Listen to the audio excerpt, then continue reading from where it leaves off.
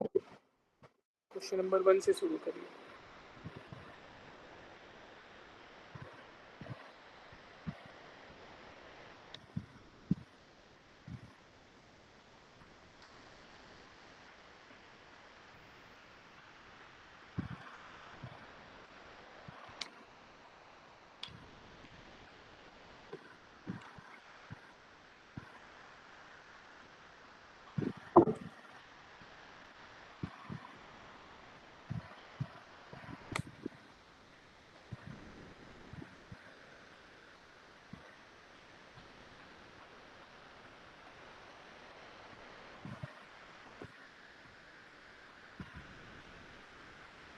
ठीक है, तो क्वेश्चन 1 है, इसको कैसे करेंगे बच्चे?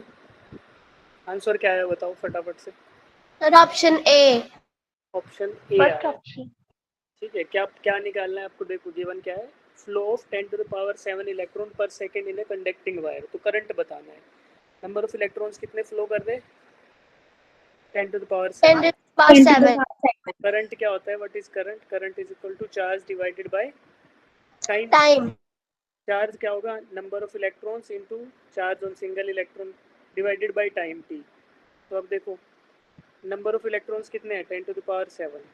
और चार्ज ऑन वन इलेक्ट्रॉन कितना होता है? 1.6 into 10 to the power -19 coulombs divided by 1 second, क्योंकि टाइम 1 सेकेंड है। तो कूलाम पर सेकेंड आपका क्या आ जाएगा? एम्पियर।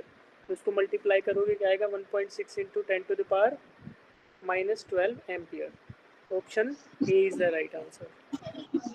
समझ आ गया? समझ आया बच्चों? Yes sir. चलो, बहुत आसान सवाल था, इसमें कुछ समझने लायक था नहीं।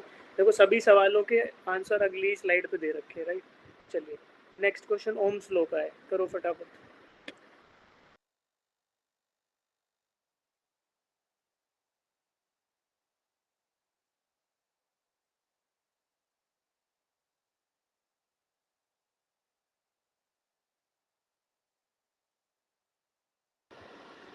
ओम्स लॉ का क्वेश्चन है ये।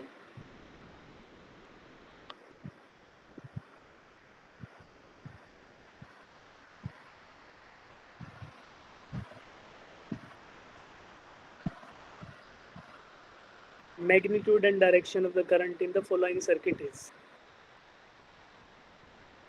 करंट का डायरेक्शन बताना है बच्चे, देखो, और मैग्नीट्यूड। तो यहाँ पे बताओ कितनी बैटरियां लगी हुई हैं? कितनी बैटरी लगी है?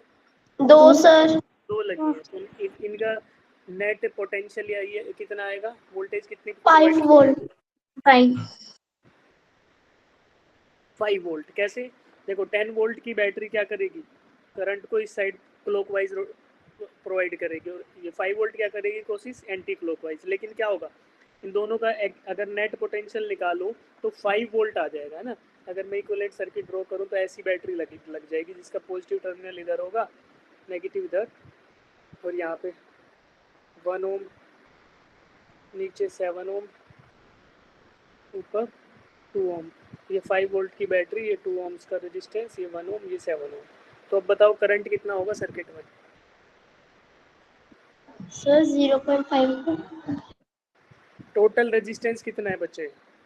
सर वो 10 ओम। 10 ओम। टोटल सॉरी रेजिस्टेंस 9 ओम। 9 की 10? 10 10। 10 7 प्लस 2 प्लस 1। Yes sir. तो 10 ओम हो गया रेजिस्टेंस, और वोल्टेज कितनी थी? 5 वोल्ट। 5 करंट कैसे निकालते हैं? I is equal to V by, V/R। तो 5 डिवाइडेड बाई 10 कितना आ गया बच्चे? 0.5। 0.5 एम्पियर। और डायरेक्शन देखो ऑप्शन ए की है, वैसे तो अपना ऑप्शन डी ठीक हो गया, अदरवाइज डायरेक्शन क्या है? ए टू बी, ए से बी की तरफ है ना, सही है? Yes sir. तो हमारा क्वेश्चन नंबर 2 हो गया। समझ नहीं आया तो पूछेंगे बच्चे, है ना? बहुत सारे क्वेश्चन है तो फटाफट करेंगे, ज़्यादा फायदा होगा। ठीक है, ये समझ आया तुम्हें? Yes sir. ठीक है, अगला क्वेश्चन करेंगे। लो, ये भी ओम्स लॉ का है, करो। Good evening sir. Good evening बेटा। ये भी ओम्स लॉ का क्वेश्चन है। The resistance of a wire is R ohms. ये सारे ना नीट के पीवाई क्यूज हैं, तो जैसे आंसर आ जाए हैंड रेज करना। तो मनप्रीत का आंसर आ गया है, बिलीव, है ना?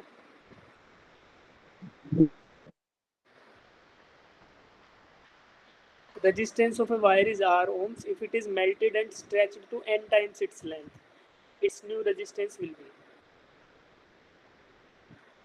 ठीक है, ऐसा क्वेश्चन मैंने क्लास में कराया था. वहां पे क्या कंजर्व्ड रहता है वायर? वॉल्यूम. वॉल्यूम कंजर्व रहेगा.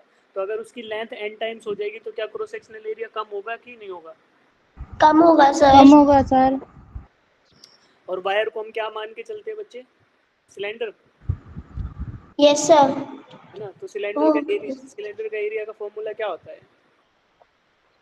सॉरी, वॉल्यूम का पाई आर स्क्वायर एल. ये होता है. ठीक है बच्चे. अब क्या किया कि वॉल्यूम आपकी कांस्टेंट रहेगी. तो अब देखो नया रेडियस अगर हम निकालें तो नया रेडियस कैसे निकलेगा यार? सर. हाँ जी. नो सर, वो ठीक है, कंफ्यूज हो गई. ठीक है हाँ, तो इसमें देखो नया डिस्टेंस कैसे निकलेगा? सर, लेंथ को 12 मान के देखो और ऐसा करते हैं हम लोग ना, पाई आर स्क्वायर नहीं लिखते, इसको ऐसे लिख लेते हैं कि volume, initial volume is equal to initial area into length, है ना. ठीक है, एरिया इनटू लेंथ ही वॉल्यूम होगा. ठीक है. अब फाइनल वॉल्यूम जो होगा वो किसके इनिशियल वॉल्यूम के बराबर रहेगा, क्योंकि आपने उसी वायर को मेल्ट करके दोबारा बनाया है. ठीक है. और ये फाइनल वॉल्यूम को हम लिख सकते हैं भाई area final into length final. कितनी है final length? n times of original length, यानी n इंटू एल है. ठीक. तो अब मैं फाइनल एरिया निकाल सकता हूँ. कैसे निकालेंगे बच्चे? I will equate this final area with initial final volume with initial volume, यानी कि A initial into L is equal to A final into N. NL. ठीक है. यहाँ से लेंथ कट जाएगा तो मेरा फाइनल एरिया क्या आया? इनिशियल एरिया इनिशियल का half n. By N. Initial का 1/n.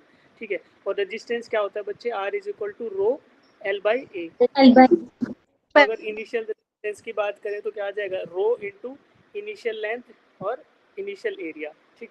और फाइनल रेजिस्टेंस की क्या बात करें तो क्या आएगा? Rho into final length. Final length कितनी है? N times of initial length और divided by final area. Final area कितना है? A by n. Initial area by N. तो ऊपर एन चला जाएगा. तो ये क्या आ जाएगा? N square into initial resistance. ठीक है. तो फिर हमारा सही आंसर क्या आएगा?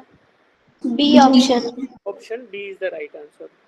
एक एन तो आ गया आपका, एन लेंथ बड़ी है, और दूसरा एन आ गया एरिया 1/n हो गया. तो आपका ऑप्शन बी आ गया. ये सेम क्वेश्चन हमने क्लास में भी किया था, अगर आपको याद होगा तो. Yes sir. Yes yes sir. Sir. ठीक है. तो ये भी हो गया. अब ये करो question number 4. The wire of resistance 4 ohm is stretched to twice its original length. The resistance of stretched wire would be, है ना. वायर ऑफ रेजिस्टेंस ये, इसको स्ट्रेच कर दिया ओरिजिनल लेंथ, तो रेजिस्टेंस ऑफ स्ट्रेच्ड वायर. अभी पिछले question में फॉर्मूला निकाला है ना, वही डायरेक्टली यूज करो. क्या हो जाएगा? ट्वाइस कर दिया. 16 ट्वाइस कर दिया तो लेंथ क्या हो गई? Final length is equal to 2 times of initial length. और एरिया क्या हो जाएगा? Final area will become half of area initial. ठीक है. तो ये क्या हो जाएगा फिर? 2 का स्क्वायर इंटू 4 ओम. तो 4 इंटू 4 कितना आ गया? 16 ओम. 16 ओम. तो भी हो जाएगा. ठीक है. चलिए क्वेश्चन नंबर 5.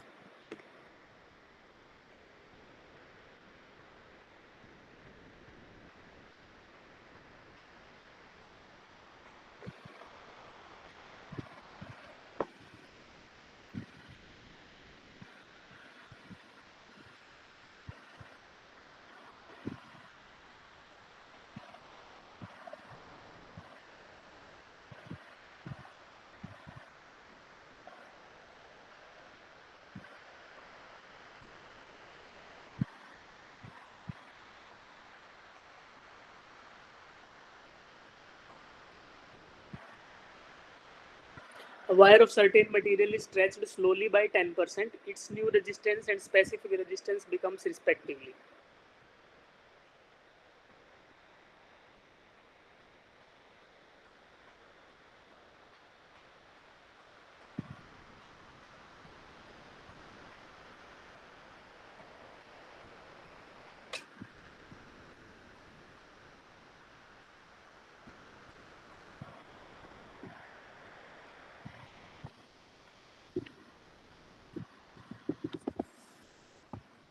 कैसे करोगे बच्चे इसको? सर स्पेसिफिक रेजिस्टेंस तो सेम रहेगी। क्यों स्पेसिफिक रेजिस्टेंस सेम क्यों रहेगी? सर मटेरियल सेम है ना, तो रेजिस्टिविटी रेजिस्टिविटी होती है ना होता है। बच्चे, वो तो रेजिस्टिविटी होती है। स्पेसिफिक रेजिस्टेंस क्या होता है? रेजिस्टेंस सर कोई नहीं। Per unit length of the wire. तो अगर एरिया बदल जाएगा तो स्पेसिफिक रेजिस्टेंस बदल नहीं जाएगा? Yes, sir. Yes, sir. तो देखो मान लो स्पेसिफिक रेजिस्टेंस का मतलब है कि for a given wire per unit length कितना रेजिस्टेंस होगा, है ना? तो पर यूनिट लेंथ कितना रेजिस्टेंस होगा, वो अगर मान लो आपने वायर को स्ट्रेच कर दिया 10% ऑफ इट्स लेंथ, तो एरिया डिक्रीज नहीं हो जाएगा बच्चे? Yes sir. Yes, sir. फिर करो। तो सेम वाला तो ऑप्शन ए और बी तो गए, ए और डी तो गए, है ना? स्पेसिफिक रेजिस्टेंस सेम तो नहीं होगा, ए और डी तो गायब कर दो। ए बी और सी में से आंसर आएगा, तो फिर बी और सी में से क्या आपको कैलकुलेट करने की जरूरत है? देखो स्पेसिफिक रेजिस्टेंस कैलकुलेट करने की जरूरत है? No sir. क्या कैलकुलेट कर लो, खाली न्यू रेजिस्टेंस। और अगर न्यू रेजिस्टेंस भी क्या कैलकुलेट करने की जरूरत है? ईमानदारी से बताओ, क्या न्यू रेजिस्टेंस कैलकुलेट करने की जरूरत है?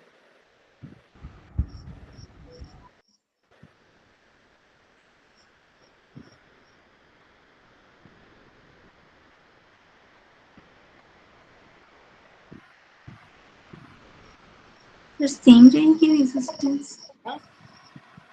सर सेम रहेगी दोनों? सेम क्या रहेगी? सेम नहीं रहेगी। देखो ये एक बार अगर लेंथ को 10% बढ़ा दिया, यानी लेंथ बिकम्स 1.1 टाइम्स, है ना? 1.1 टाइम्स हो गई, तो एरिया क्या हो जाएगा? एरिया डिक्रीज करेगा, है ना? एरिया डिक्रीज करेगा तो रेजिस्टेंस का कैलकुलेशन क्या होगा? 1.1 होगा कि उससे बड़ा होगा? 1.1. 1.1 होगा, ठीक है। तो 1.1 से बड़ा होगा यार, कैलकुलेट करके देखो एक बार आप। तो मैं करा लेता हूँ आपको इसको। Wire of a certain material is stretched slowly by 10%, तो यानी final length is equal to 1.1 of initial length, ठीक है जी। अब अगर फाइनल एरिया की बात करें तो क्या आ जाएगा वो अपना final area into final length, यानी कि 1.1 of initial length is equal to initial area into initial length. तो इनिशियल लेंथ कट जाएगा आपका यहाँ से, यहाँ क्या आएगा आपका? फाइनल एरिया जो है वो आ जाएगा इनिशियल एरिया डिवाइडेड बाय 1.1, ठीक है। तो यहाँ से न्यू रेजिस्टेंस अगर निकालना चाहोगे तो वो क्या आएगा बच्चे? रो L by rho into L. आपका फाइनल लेंथ कितना है? 1.1 of initial length divided by area, यानी इनिशियल एरिया और ये ऊपर 1.1, तो 1.1 का स्क्वायर आ जाएगा। 1.1 का स्क्वायर टाइम्स इनिशियल रेजिस्टेंस, ये आपका फाइनल रेजिस्टेंस आ गया। तो 1.1 का स्क्वायर क्या होता है? 1.21 होगा। तो आपका जो फाइनल रेजिस्टेंस है वो 1.12 टाइम्स हो जाएगा, right? Yes, sir. Yes sir. अब इसको करके आप कर सकते हो ऑप्शन डी, लेकिन ना ऑप्शन डी गलत है यार इसका, क्योंकि देखो स्पेसिफिक रेजिस्टेंस जो है, स्पेसिफिक रेजिस्टेंस क्या होता है? Resistance per unit length of the wire. तो अगर आप देखो पहले वाले केस में पर यूनिट लेंथ रेजिस्टेंस क्या था? मुझे लग रहा है इसका सॉल्यूशन भी गलत दे रखा है, तो हम लोग एक बार इसको ध्यान से सुन लो ताकि यहीं पे तुम्हें समझ आ जाए। जो स्पेसिफिक रेजिस्टेंस क्या होता है? Resistance per unit length of the wire. तो पहले इसका रेजिस्टेंस था आपका, मान लो इनिशियल रेजिस्टेंस आ रहा है, तो पहला केस में स्पेसिफिक रेजिस्टेंस हुआ initial resistance divided by initial length, ठीक है। और दूसरे केस में जब आपका क्या होगा? ये बढ़ गया, क्या बोलते हैं इसको, एरिया क्या होगा? एरिया डिक्रीज हो गया, लेंथ बढ़ गया, तो रेजिस्टेंस हो गया आपका 1.21 टाइम्स ऑफ इनिशियल रेजिस्टेंस। और लेंथ कितनी होगी बच्चे? लेंथ हो गई आपकी 1.1 टाइम्स ऑफ इनिशियल लेंथ। तो जो स्पेसिफिक रेजिस्टेंस उसमें कितना चेंज आ गया? Specific resistance becomes 1.1 times of initial जो आपका स्पेसिफिक रेजिस्टेंस था, है ना? इनिशियल स्पेसिफिक रेजिस्टेंस था RI/LI, और सेकेंड केस में क्या होगा? 1.1 टाइम्स हो गया, ठीक है। तो फिर कौन सा ऑप्शन सही है हमारा? C option. Option C. Option C ठीक आएगा इसका, ठीक है, ऑप्शन सी सही आएगा। ओके, लेकिन इसका शायद जो सॉल्यूशन है उसमें गड़बड़ है, यहाँ पे डी दे रखा है तो इसको छोड़ देना, गलत है ये, ठीक है। जो रेजिस्टिविटी होती है वो सेम रहेगी, स्पेसिफिक रेजिस्टेंस कभी भी सेम नहीं रहेगा, because specific resistance is a practical term जो हम डिफाइन कैसे करते हैं कि अगर मैंने आपको देखो क्लास में एग्जांपल समझाया था कि वायर लेने जाओगे आप, तो एक वायर का पर यूनिट लेंथ रेजिस्टेंस है 2 ओम्स, एक का 3 ओम है, तो आप कौन सी लेके आओगे जिसका रेजिस्टेंस कम होगा। जैसे एग्जांपल ये थे कॉपर वायर का कम होता है, एल्यूमिनियम का ज़्यादा होता है ना, ये सब मैंने बताया यस था। सर। Yes sir. चलो क्वेश्चन नंबर 6। सर हाँ जी। सर बट उसमें हम एरिया भी तो वो मानते हैं 1 मीटर स्क्वायर, लेंथ 1 मीटर मानते हैं तो। नहीं नहीं नहीं नहीं, फॉर ए कंस्ट्रक्टेड वायर, एक गिवन वायर के लिए ऐसा नहीं है, उसमें एरिया जरूरी नहीं है 1 मानोगे आप, एरिया 1 मान लोगे तो स्पेसिफिक रेजिस्टेंस और रेजिस्टिविटी में कोई डिफरेंस ही नहीं बचेगा बच्चे, अगर एरिया 1 मान लोगे। जो स्पेसिफिक रेजिस्टेंस प्रैक्टिकल टर्म है, 2 वायर दे दिया आपको, उनका कुछ भी लेंथ, कुछ भी एरिया हो सकता है, कुछ भी मटेरियल ऑफ कंस्ट्रक्शन हो सकता है, ठीक है, but length per unit length किसका रेजिस्टेंस ज़्यादा है किसका कम है उसको बोलते हैं स्पेसिफिक रेजिस्टेंस। Okay sir. चलिए क्वेश्चन नंबर 7, ओम्स लॉ।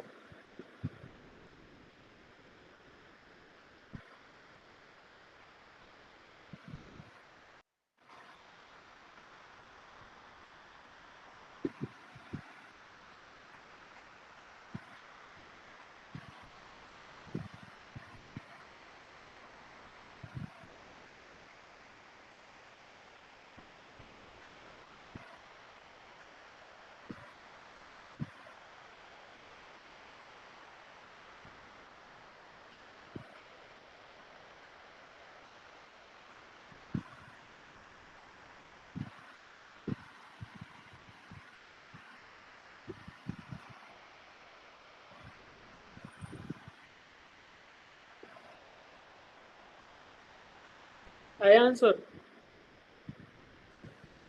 बहुत आसान क्वेश्चन है यार ये। तुमने पोटेंशियोमीटर का कंसेप्ट नहीं पढ़ा क्या? देखो सारा खेल छोड़ दो, ये वायर है, इसकी लेंथ कितनी गिवन है बच्चे?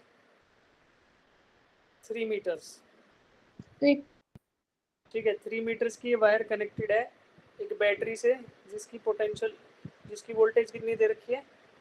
6। ठीक है।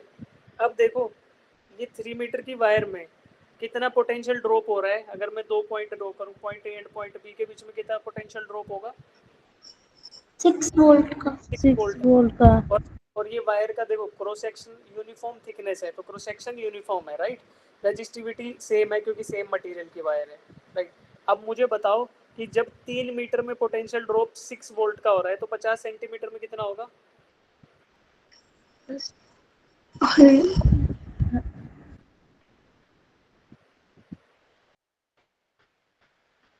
भाई इस वायर का जब क्रॉस सेक्शनल एरिया सेम है, इस वायर की लेंथ से यूनिफॉर्म है, क्रॉस सेक्शनल एरिया यूनिफॉर्म है, तो क्या इसकी पर यूनिट लेंथ हर एक लेंथ के यूनिट में बराबर पोटेंशियल ड्रॉप होगा, मतलब यूनिफॉर्मली पोटेंशियल ड्रॉप होगा ना? Yes sir. Yes sir. बोलो कि पूरे के पूरे वायर में 6 वोल्ट ड्रॉप हो रहे हैं, तो आधे वायर में कितने हो रहे होंगे पॉइंट ए से पॉइंट सी तक? 3 3 वोल्ट। वोल्ट, ठीक है। तो अगर ऐसे ही बात करूं कि 50 सेंटीमीटर में कितने हो रहे होंगे? 1 वोल्ट। 1 वोल्ट। 50 सेंटीमीटर क्या हो गया था? 300 सेंटीमीटर का 1/6 हो गया ना? Yes sir. तो 1/6 में कितना पोटेंशियल ड्रॉप होगा? 6 volt by 6। Yes sir. Yes sir. Yes sir.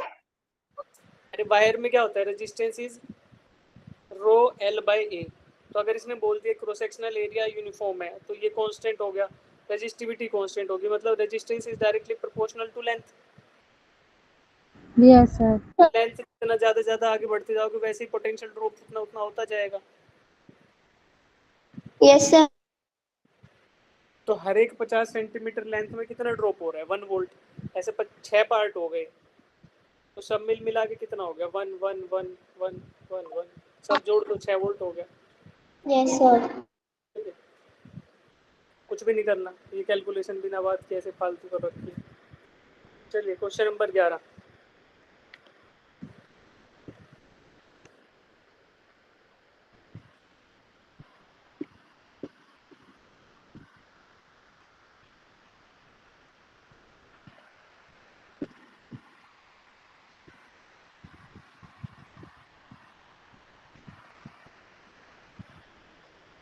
Drift drift velocity और इनका क्वेश्चन है, ठीक है।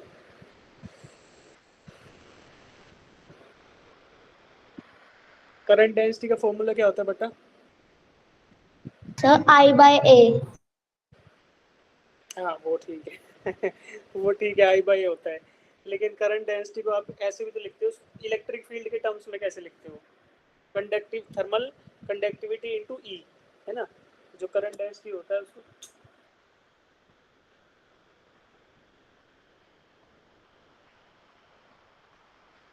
करंट डेंसिटी का फॉर्मूला क्या होता है? Current density is equals to E/ρ। Sigma into E, ठीक है। और इसी को बोलते हैं ई बाय रो। कंडक्टिविटी बोल दो या फिर ई बाय रो बोलोगे, मतलब क्या? Electric field intensity divided by resistivity, ठीक है बच्चे। तो अब करो तुम। क्वेश्चन में क्या क्या गिवन है? लेंथ दे दिया है 10 मीटर, रेडियस दे दिया है 10⁻⁻²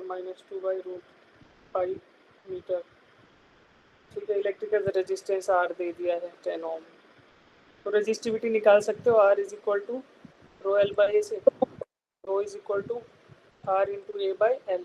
वैल्यू डालो, सारी चीज़ें दे रखी है, यहाँ से रेजिस्टिविटी निकलेगी और इलेक्ट्रिक फील्ड इंटेंसिटी दे रखा है 10, ठीक है। तो यहाँ से आप करंट डेंसिटी निकाल पाओगे 10 डिवाइडेड बाई जो वैल्यू इधर से आए उसको नीचे पुट करो, बताओ।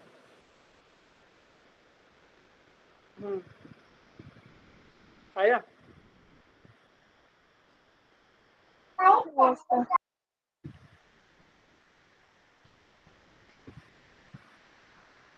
कौन सा आंसर आया? ऑप्शन, चलो कैलकुलेट कर लो तुम पहले।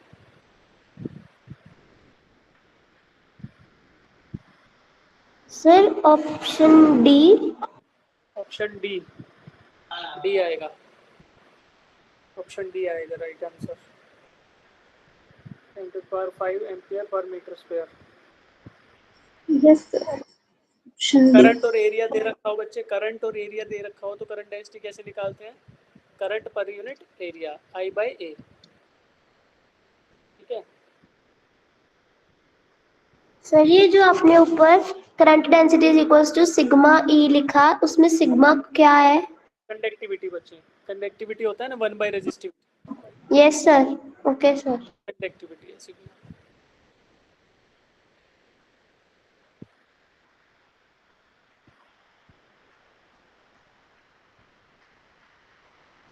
और सिग्मा क्या होता है? Sigma is 1 by rho, 1 by resistivity, और रेजिस्टिविटी क्या होता है? 1 बाई सिग्मा, ठीक है। तो ऑप्शन डी आएगा, इसको कैलकुलेट कर लेना बच्चे, ठीक है। क्वेश्चन नंबर 13,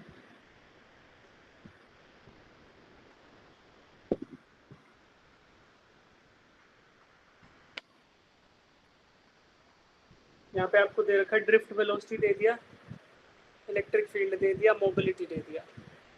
मोबिलिटी निकालना है, सॉरी, ठीक है।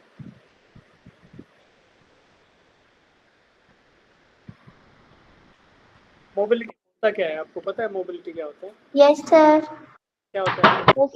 Ratio of the drift velocity to the external electric field applied. ठीक है। मोबिलिटी को म्यू से डिफाइन करते हैं बच्चे, drift velocity per unit electric field. इसका मतलब क्या है ना कि मोबिलिटी इज ए प्रॉपर्टी जिससे हम क्या डिफाइन करते हैं? स्क्रीन शेयर हो गया क्या मेरा? क्या हो रहा है भाई? टैब हैंग हो गया मेरा, कोई नहीं। तो मोबिलिटी क्या होता है बच्चे? Mobility is drift velocity sir पर स्क्रीन नहीं यूनिट शो इलेक्ट्रिक। रही है। सर स्क्रीन नहीं दिख रही। टैब रुक जाए भाई, रुक जाओ, टैब में कुछ हो रहा है।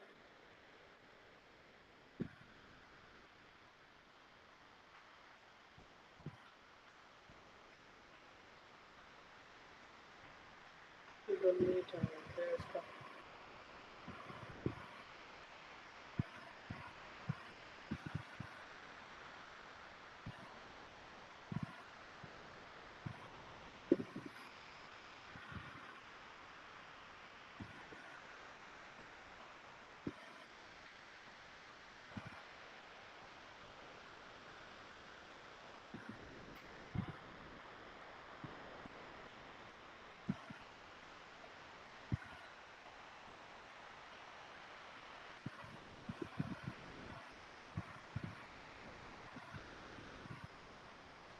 हाँ पूर्वा।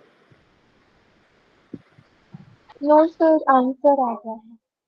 ठीक है, तो अनएबल टू ओपन इस फाइल में दिक्कत आ गई क्या यार? फाइल करप्ट हो गई।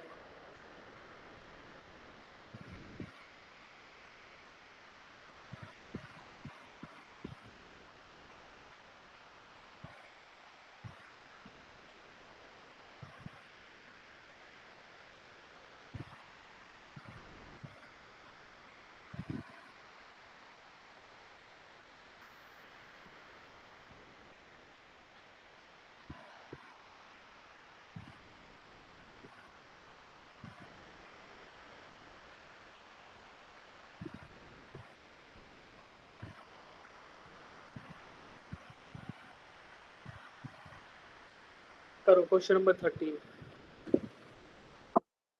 ऊपर एनोटेशन डिलीट हो गया है, क्वेश्चन नंबर 13 करो। तो मोबिलिटी आपको बता रहा था मैं, मोबिलिटी क्या होता है?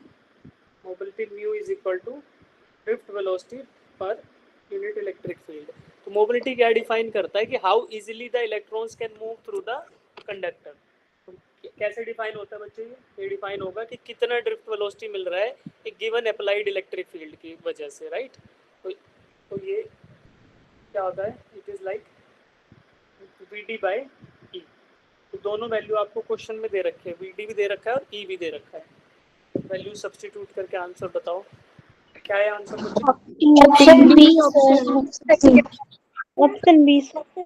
Option B sir. 7.5 into 10 to the power -4 और इनका क्या रहता है 3 into 3 into 10 to the power minus। ठीक है, तो ये कितना आएगा? 2 से थोड़ा ज़्यादा आएगा और 2.5 से 7.5 है ना, 2.5 into 10 to the power 6। Option D आ रहा है ना? Yes sir. Option B. Option B is the right answer. ठीक है, चलो क्वेश्चन नंबर 14 करते हैं। बस करिए।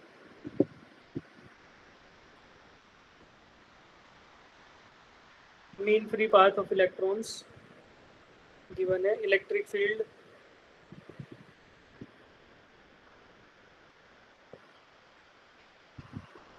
एनर्जी दे दिया इलेक्ट्रिक फील्ड की वजह से। ठीक है, अब आपको क्या बताना है?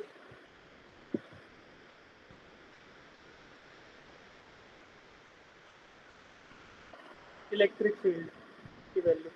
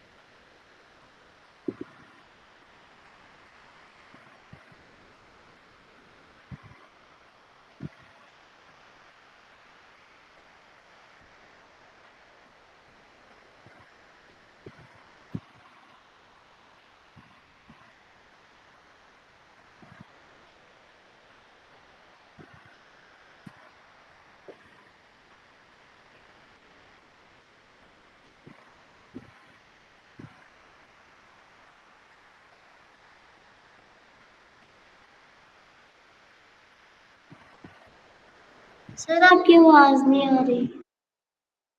तुम्हारे आंसर का वेट कर रहा हूँ मैं। Sir C option. Option C. Option C. C आ रहा है, ठीक है।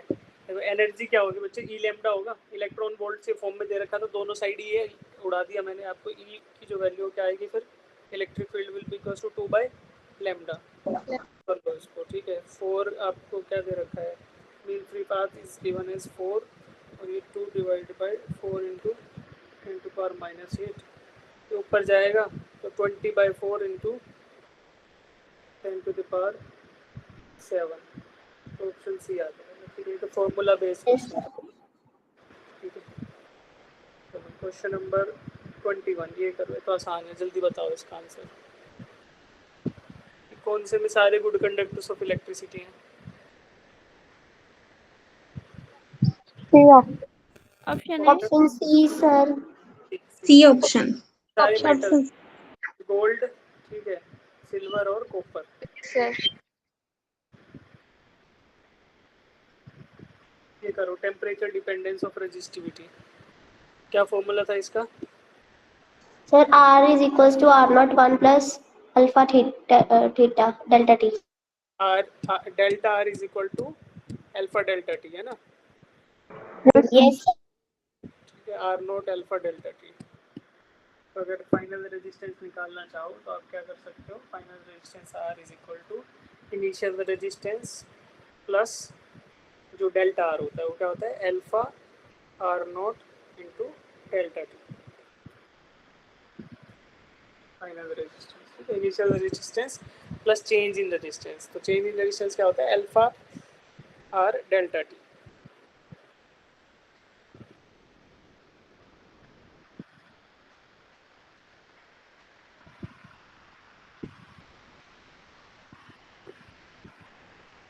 आपको अल्फा निकालना है यहाँ से।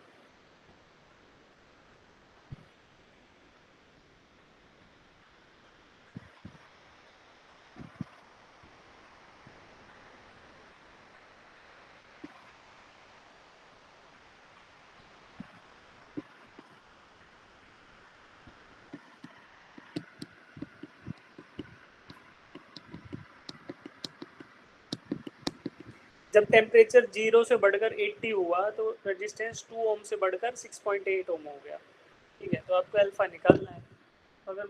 अगर मैं फाइनल रेजिस्टेंस की बात करूं बच्चे, तो फाइनल रेजिस्टेंस क्या आ रहा है सर 6.8 ओम। फाइनल रेजिस्टेंस आ रहा है 6.8 ओम, और इनिशियल अगर रेफरेंस रेजिस्टेंस ले तो क्या हम 2 को रेफरेंस ले सकते हैं which was at 0 degree. Yes yes sir. Sir. 6.8 equal to 2 plus alpha into 2 into delta T, delta कितना है 80 माइनस 0, -0 अल्फा निकाल लो। अब अल्फा की वैल्यू क्या आएगी सर। देखो, हाँ, जब रेजिस्टेंस बढ़ा 2 से बढ़कर 6.8 ओम हुआ तो टेम्परेचर 0 से 80 डिग्री बढ़ गया, राइट। तो अल्फा क्या होगा, अल्फा बताओ फटाफट से।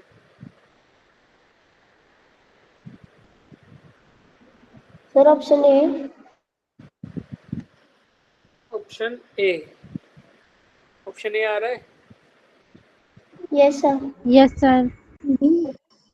ऑप्शन ए ही आ रहा है, ठीक है ना। अल्फा क्या आएगा बच्चे, अल्फा आएगा 6.8 माइनस 2 यानी कि 4.8 डिवाइडेड बाय कितना है 80 और ये 2 तो 160 हो गया, ठीक है। इसको सॉल्व करोगे तो आपका आएगा कितना आएगा इसका, 10 टू पावर -2 है ना, तो ये 16 3 जा 48 होता है 3 और इंटू 10 टू द पावर नीचे बच गया कितना 2 बच जाएगा, तो ऊपर पावर -2 आएगा, ठीक है। तो पर डिग्री सेल्सियस, तो ये आपका 3 into. Question number 23, as the temperature increases the electrical resistance को क्या होगा, सर ऑप्शन सी।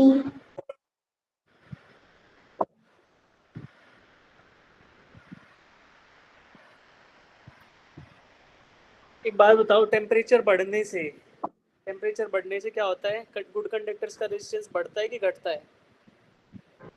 बढ़ेगा। बढ़ता है। पिछला देखा ना आपने, टेम्परेचर 0 से 80 हुआ तो 2 से बढ़कर टेम्परेचर हो गया 6.8। पिछले क्वेश्चन मेटल था ना, वो मेटालिक वायर, तो इसमें क्या हो गया, गुड कंडक्टर्स का जो अल्फा वैल्यू होता है वो क्या होता है, पॉजिटिव होता है।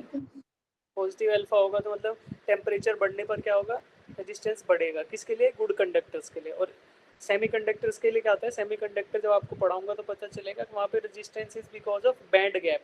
तो ये गैप होता है एनर्जी गैप, जब आप इसको टेम्परेचर बढ़ाते हो तो ये गैप कम होने लगता है। कम होगा तो क्या होगा, ईजी हो जाएगा इलेक्ट्रॉन्स के लिए फ्लो करना। तो with increase in temperature resistance of semiconductors decreases. तो कौन सा ऑप्शन हो गया, option C option. Option C. चलिए question number 24, temperature dependence of resistivity. Which of the following graph represents the variation of resistivity with the temperature? Temperature for copper. Option C. Option C sir. Temperature के साथ resistivity बढ़ती है कि घटेगी बच्चे, बढ़ेगी sir. बढ़ेगी सर। ठीक है। और रेट ऑफ इंक्रीज भी क्या होगा, बढ़ेगा। ठीक है, बढ़ेगा। अगर रेजिस्टिविटी बढ़ेगी तो ऑप्शन बी और ऑप्शन डी तो गलत ही हो गए हमारे। ठीक है, अब हमें देखना ए और सी में कौन सा है। तो लीनियर इंक्रीज नहीं होता है ना रेजिस्टिविटी में, लीनियर इंक्रीज नहीं होता है बिकॉज ये जो प्रॉपर्टी है ये स्टैटिस्टिकल टर्म है। आपको बताया था रेजिस्टिविटी का रीजन क्या होता है, collision of electrons with ions and atoms. तो जैसे ही टेम्परेचर बढ़ेगा तो क्या होगा बेटा, एटम्स की वाइब्रेशनल एनर्जी, एटम्स जो वाइब्रेट कर रहे हैं अपनी जगह पे वो भी बढ़ जाएगी और इलेक्ट्रॉन्स की वेलोसिटी भी बढ़ जाएगी। तो उसकी वजह से रेजिस्टिविटी ऐसे बढ़ेगी, है ना। लीनियरली नहीं बढ़ती है ये, थोड़ा एक्सपोनेंशियल टाइप से। एक्सपोनेंशियल बट ये रेट ऑफ इंक्रीज का बढ़ता जाएगा। जैसे टेम्परेचर बढ़ेगा तो एनर्जी और रेट ऑफ इंक्रीज बढ़ेगा। तो ये आप याद भी रख सकते हो कि option C is the right answer इस तरीके का। ठीक है, चलिए अगला सवाल करते हैं। Question number 28 energy and power से है। चेंज होती है। आ जाएगी, टेंशन मत। Electrical energy and power.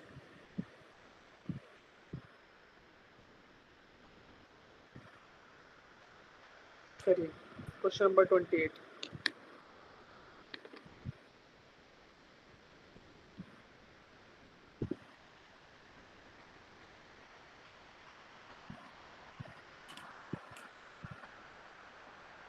Two resistors of resistance 10 ohm and 20 ohm are connected in parallel in an electrical circuit. The ratio of the thermal energy by developed in the resistance. Thermal energy बतानी है, ठीक है बच्चे। तो पहले draw कर लो, resistance को draw कर लो। ठीक है, सर्किट को ड्रॉ कर लो। सर्किट ऐसा होगा, दो रेजिस्टेंस है पैरेलल में जुड़े हैं ना, एक 100 ओम हो गया और दूसरा 200 ओम। अब पूछ रहा है कि थर्मल एनर्जी किसके प्रोपोर्शनल होती है बच्चे, आई स्क्वायर आर है ना, आई स्क्वायर आर टी। ठीक है, तो आई स्क्वायर आर टी के प्रोपोर्शनल होती है। ठीक है, अब देखो, क्या मैं आई को लिख दूं V square by R square. Yes sir. तो ये क्या होगी, थर्मल एनर्जी होगी वी स्क्वायर बाय आर के प्रोपोर्शनल। ठीक है, अब थर्मल एनर्जी डेवलप्ड एक गिवन टाइम में है, तो टाइम दोनों के लिए कांस्टेंट है। मान लो इधर H1 एनर्जी डेवलप हुई है 100 ओम वाले में और इसमें H2 हुई है। ठीक है, तो मैं H1 को लिखूंगा, H1 will B equal to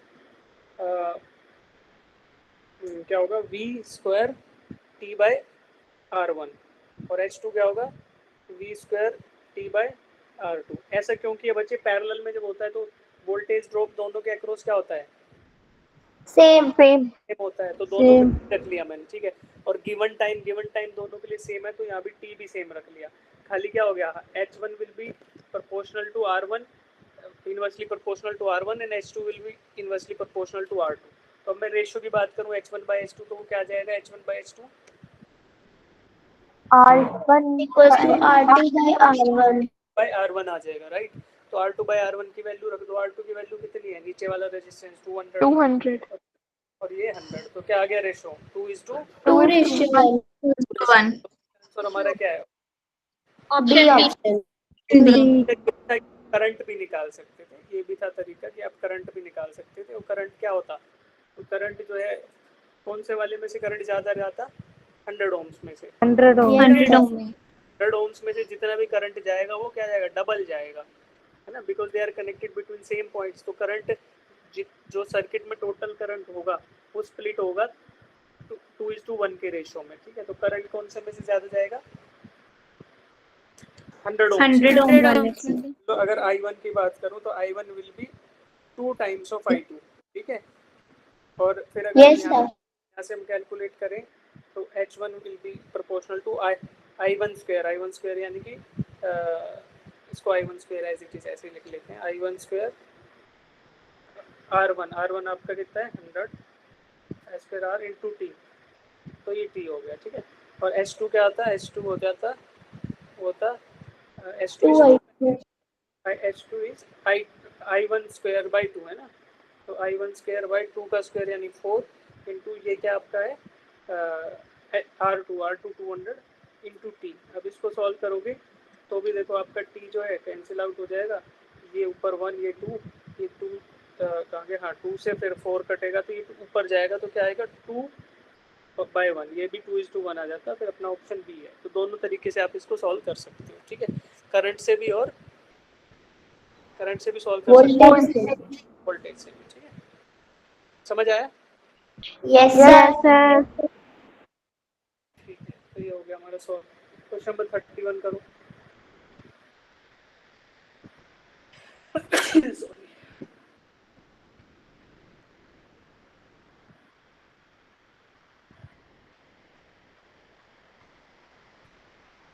Two cities are 150 kilometer apart. Electric power is sent from one city to another through copper wires. The fall of potential per kilometer is 8 volts and the average resistance per kilometer is 0.5 ohms. The power loss in the wire is. Total power loss निकालना है आपको।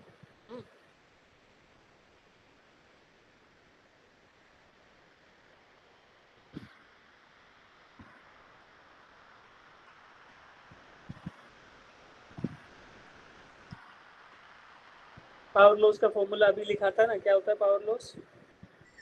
I square R. या इसी को लिख सकते हैं v square by R. R. तो v स्क्वायर क्या है? This is the voltage applied across the wire. तो वायर जो आप जितनी भी आपकी वायर है, कितनी है 150 किलोमीटर की वायर है, इसके अक्रॉस जो वोल्टेज लग रहा है वही हमारा क्या है, जो वोल्टेज ड्रॉप है वही क्या है v, और जो total resistance of the wire है वही हमारा r है। तो अब आप total voltage drop across the wire निकालो, क्या होगा? So 150 into 8 volt. Yes 8 into 150, क्योंकि 1 किलोमीटर में 8 वोल्ट ड्रॉप हो रहा है, टोटल 150 में कितना होगा? 150 इंटू 8 1200. 1200 वोल्ट, ठीक है। और रेजिस्टेंस कितना आएगा बच्चे इसका?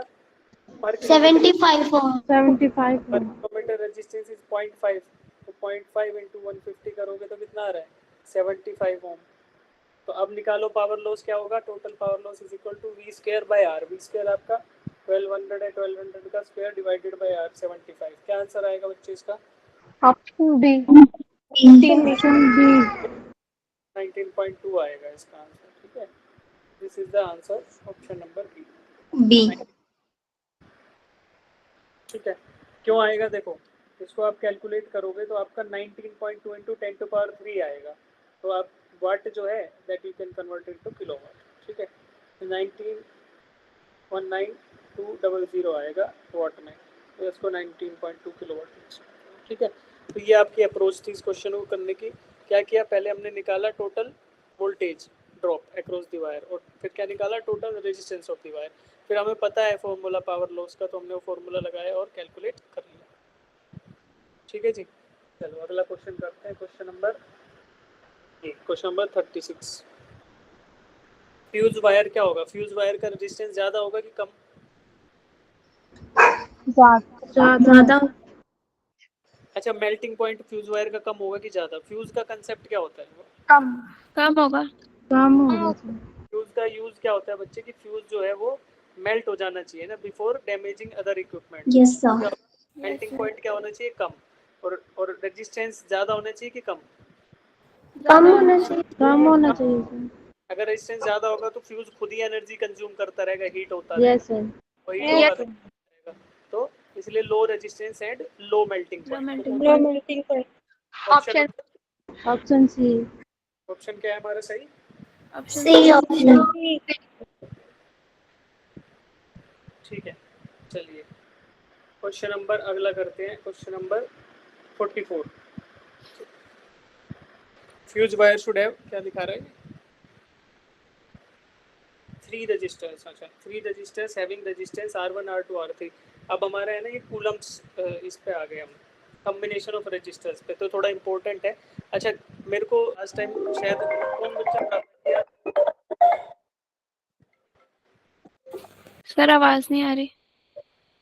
कोई नहीं, कल लास्ट टाइम किसने बोला था मेरे को सर KVL के क्वेश्चन कराना, शायद तमनप्रीत ने बोला था, किरचॉफ्स वोल्टेज लॉ, है ना। Yes, sir sir. आपकी आवाज नहीं आ रही।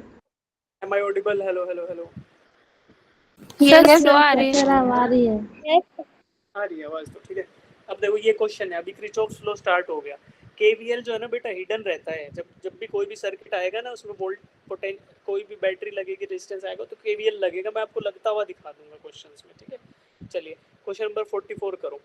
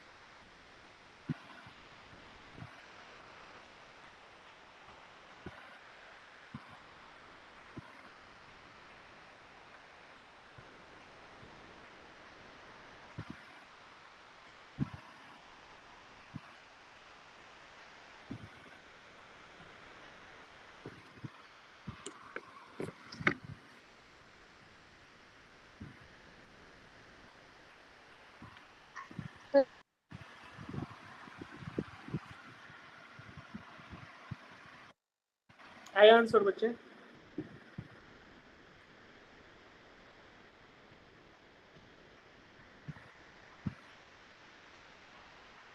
Three resistors having resistance R1, R2, R3 are connected as shown in the given circuit. The ratio of I3 by I1, I3 by I1 आपको बताना है, ठीक है। पहले तो आप total resistance of the circuit निकाल लो, वहां से आपका I1 आ जाएगा, है ना। Total resistance of the circuit निकाल लो, वहां से I1 आ जाएगा।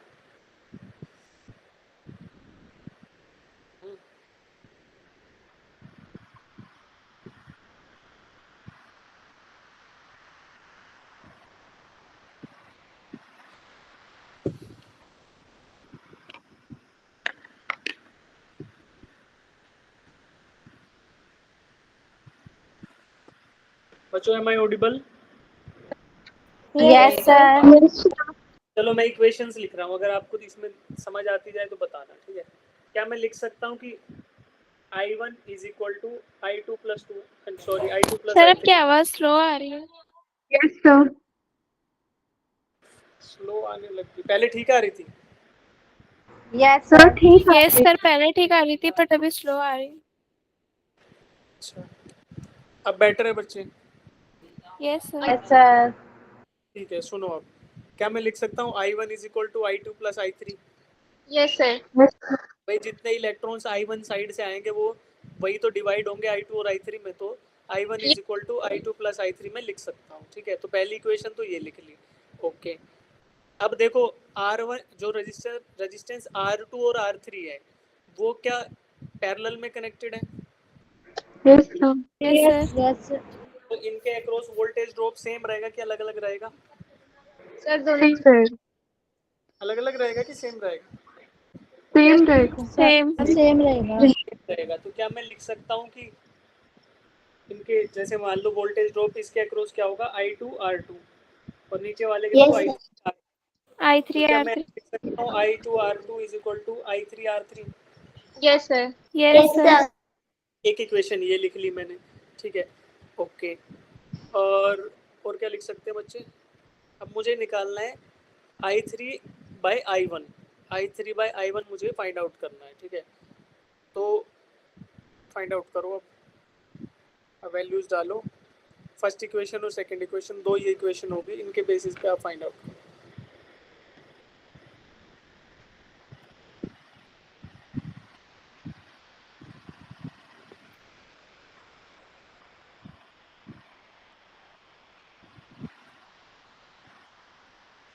मैं फर्स्ट इक्वेशन को दोनों साइड डिवाइड कर दूं बच्चे, फर्स्ट इक्वेशन को दोनों साइड इससे डिवाइड कर दूं, I1 से कर दूं। Yes sir. देखो क्या कर रहा हूँ मैं, फर्स्ट इक्वेशन के साथ मैं फर्स्ट इक्वेशन को I1 से डिवाइड कर रहा हूँ, ठीक है। तो I1 divided by I1, I2 divided by I1 plus I3 divided by I1, ठीक है। तो यहाँ से क्या हुआ, I3 बाय I1 निकालना है मुझे, उसकी वैल्यू आ जाएगी, ठीक है। तो अब हो जाएगा बच्चे ये 1 is equal to I2 by I1 और ये प्लस I3 बाय I1।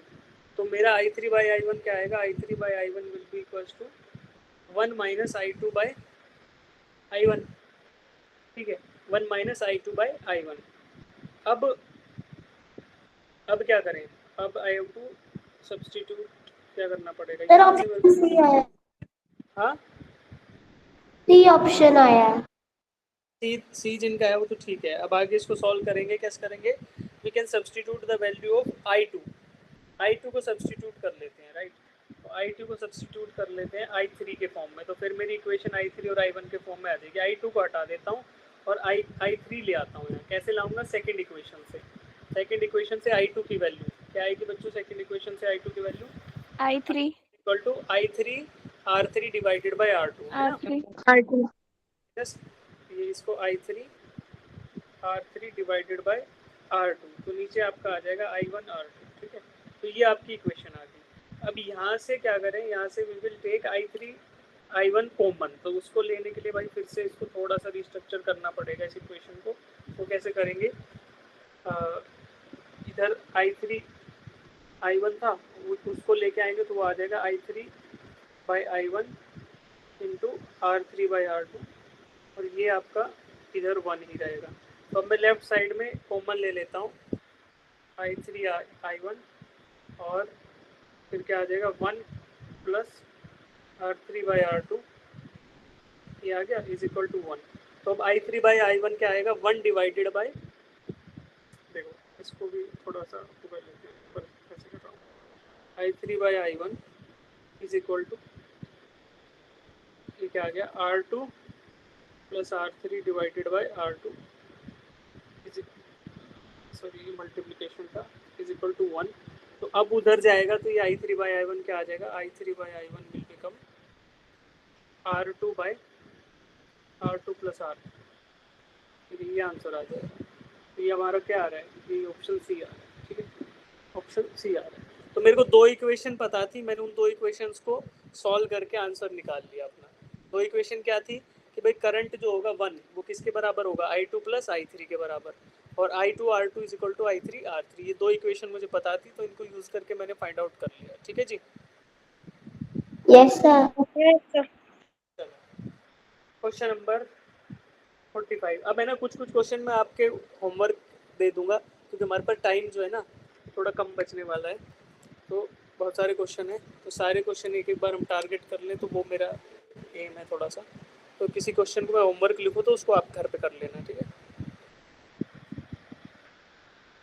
इसको करो, 45 को करो। The effective resistance of A parallel connection that consist of 4 wires of equal length, equal area of cross section and same material is this. What will be the effective resistance if they are connected in series? Sir option D. Parallel में क्या हो जाता है बच्चे, अगर identical resistors parallel में जुड़े हो तो इफेक्टिव रेजिस्टेंस क्या हो जाता है, 1/n, R/N 1/R/n हो जाएगा। क्या होगा कि जितने रेजिस्टर्स हैं डिवाइडेड बाय, उसको डिवाइड कर दो टोटल रेजिस्टेंस को, ठीक है। और सीरीज में क्या हो जाएगा, इंडिविजुअल रेजिस्टेंस। अब देखो क्या है, effective resistance of parallel connection that consist of 4 wires of equal length, equal area of cross section, ठीक है। पैरेलल में कितना था, मतलब मेरा R/n क्या है बच्चे, 0.25, ठीक है। और नंबर ऑफ रेजिस्टेंस कितने हैं, 4 हैं, तो n की वैल्यू 4 है, तो मैं इसको 4 ही लिख लेता हूँ। R/4 इज इक्वल टू 0.25, तो मेरा इंडिविजुअल रजिस्टर कितने ओम का है, 1 ओम का। और जब ये सीरीज में क्या हो जाएंगे, 4 टाइम्स ऑफ R, तो कितना हो गया 4 ओम्स आ जाएगा टोटल रेजिस्टेंस। तो हमारा ऑप्शन क्या है? Option A is the right answer. A. Yes, sir. ये करो क्वेश्चन नंबर 46 करो। इसमें कैलकुलेशन नहीं करनी, इसमें आपको बस देखना है।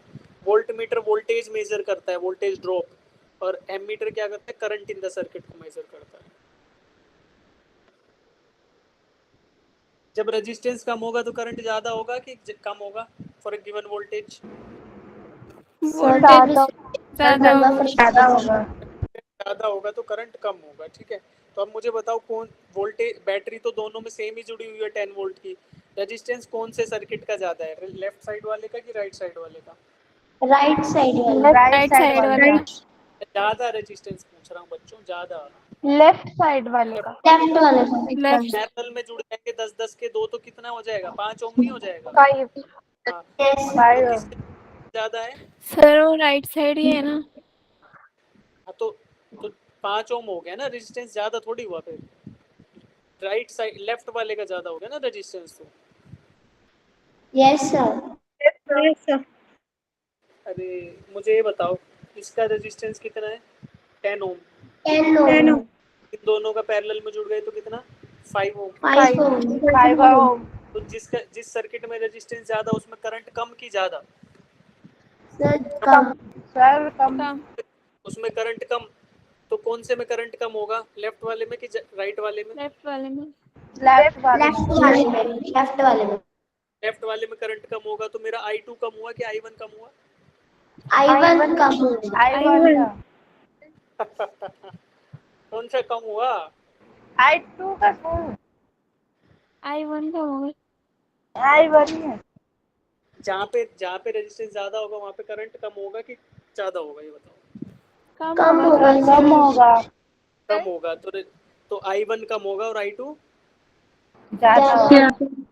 ठीक है। अब बताओ कौन सा ऑप्शन सही है फिर? ऑप्शन है। Option A. यार ए में तो I1 ज्यादा है। सर इसमें कोई ऑप्शन ही नहीं है सर। हाँ, इसमें ऐसा कोई ऑप्शन है ही नहीं,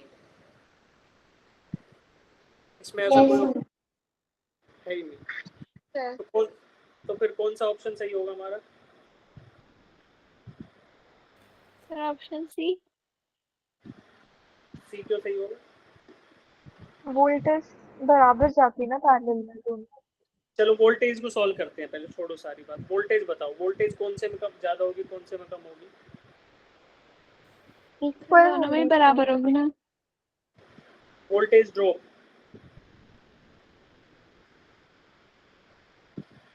तो दोनों में सेम होगा। वोल्ट मीटर क्या मेजर करेगा बच्चे? वोल्ट मीटर मेजर करेगा वोल्टेज मैटर करेगा। वोल्टेज। कितने डिफरेंस है ना वोल्टेज का इसके दोनों यस टर्मिनल। सर। तो मुझे बताओ फर्स्ट वाले में कितनी वोल्टेज आएगी? टोटल जितना भी ड्रॉप हो रहा है किसके अक्रॉस हो रहा है? 10 ओम के। Yes sir. तो वोल्टेज कितनी ड्रॉप होगी? 10 तो 10 वोल्ट ड्रॉप होगी। तो V1 की रीडिंग क्या आएगी? 10 वोल्ट्स आएगी। 10 और V2 की रीडिंग क्या आएगी? यहाँ पे बताओ 10 वोल्ट। कितना ड्रॉप है? 10 अरे 10 देखो, अरे रुक जाओ। पहले V1 जो था वो तो किसी रजिस्टर के अक्रॉस जुड़ा हुआ था, तो यानी वहां पे कुछ ना कुछ ड्रॉप आ रहा था। Yes yes sir. ठीक है। अब बताओ यहाँ पे कितना ड्रॉप आ रहा है? अब ये जो वोल्टेज, ये वोल्ट मीटर जुड़ा हुआ है, क्या किसी रेजिस्टेंस के अक्रॉस जुड़ा है? Yes sir. Yes sir. कौन से रेजिस्टेंस के अक्रॉस जुड़ा है? 10 ओम रेजिस्टेंस। अक्रॉस जुड़ा है। 5 ओम। हाँ, सेकंड वाले से सर। 5 ओम के क्रॉस। देखो सुनो, छोड़ो सारी बात। ये 10 वोल्ट, ये 0 वोल्ट, ये बात समझ आ गई? Yes yes sir. Yes sir. Sir. क्या यहाँ भी 0 वोल्ट होगा? क्या यहाँ भी 0 Yes, वोल्ट? Yes sir. क्या यस इधर सर। 0 वोल्ट होगा? वायर ही तो है ये। Yes sir. तो क्या यहाँ नहीं 0 वोल्ट होगा? Yes sir. तो 0 और 0 के बीच में जुड़ा है तो रीडिंग क्या देगा ये? 0। 0 तो ही देगा। पोटेंशियल डिफरेंस क्या है? 0 है। तो V2 की रीडिंग क्या आएगी? 0 0। वोल्ट। 0 वोल्ट। 0 तो V1 10 और V2 0 का मतलब कौन सा बड़ा है? वो भी नहीं हमारा ऑप्शन V1 बड़ा है ना। तो V1 बड़ा है और V2 छोटा है, ऐसा भी ऑप्शन नहीं है। तो फिर इसका मतलब क्या हो गया, इसके ऑप्शन सारे गलत हैं फिर इसका मतलब, ठीक है। तो हमारा ऑप्शन क्या आएगा right answer, V1 is greater than V2 और दूसरा क्या है I2 is greater than I1. I2 is greater than I1, ठीक है, ये होगा इसका आंसर। ठीक है बच्चे, Yes sir. ठीक है। सर हाँ जी, सर एक वैसे क्वेश्चंस होते हैं ना जिसमें वोल्टमीटर की रेजिस्टेंस निकालनी होती है, हाँ सर वो नहीं आते। वो टेस्ट में कई कई बार आए हैं सर, पर समझने की कोशिश की पर वो आते ही नहीं है। नहीं आया ना अभी तक नीट में, नहीं आया है। वोल्ट मीटर का रेजिस्टेंस निकाल सकते हैं, वोल्ट मीटर को आप उसको सर्किट के अंदर ना एज ए रेजिस्टेंस इंक्लूड कर लो तो आ जाएगा जहाँ पे वो कनेक्टेड है, लेकिन यहाँ पे नहीं दे रखा ना बच्चे। ओ यस सर। तो उसको जहाँ भी मान लो वोल्ट मीटर दे रखा है तो वोल्ट मीटर का इंटरनल रेजिस्टेंस को एज ए रेजिस्टेंस काउंट कर लो इधर। Okay sir. क्वेश्चन नंबर ये करो, ये थोड़ा बढ़िया सवाल है।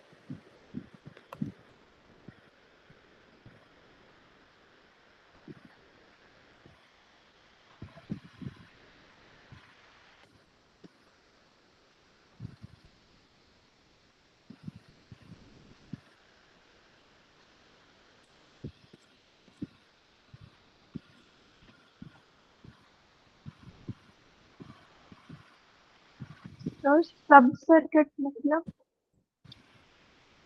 सब सर्किट मतलब सर्किट का छोटा पार्ट, ठीक है। देखो ring is made of wire having a resistance 12 ओम, ठीक है। तो जो वायर, जो अगर ये स्ट्रेट वायर होती ना पूरी की पूरी बच्चे, ऐसे सीधी वायर थी जो, उसका रेजिस्टेंस कितना था, 12 ओम था। 12 उस वायर को रिंग बना दिया एक, है ना। तो रिंग बना दिया तो क्या होगा, अब अगर आप इसी पॉइंट से, एक पॉइंट से पूरी लेंथ तो आप काउंट कर नहीं सकते, तो आप क्या कर सकते हो, अब डिपेंड करेगा लेंथ पे, डिपेंड करेगा कि किस लेंथ पे आप टैप कर रहे हो, उस लेंथ पे डिपेंड करेगा रेजिस्टेंस क्या आएगा, ठीक है।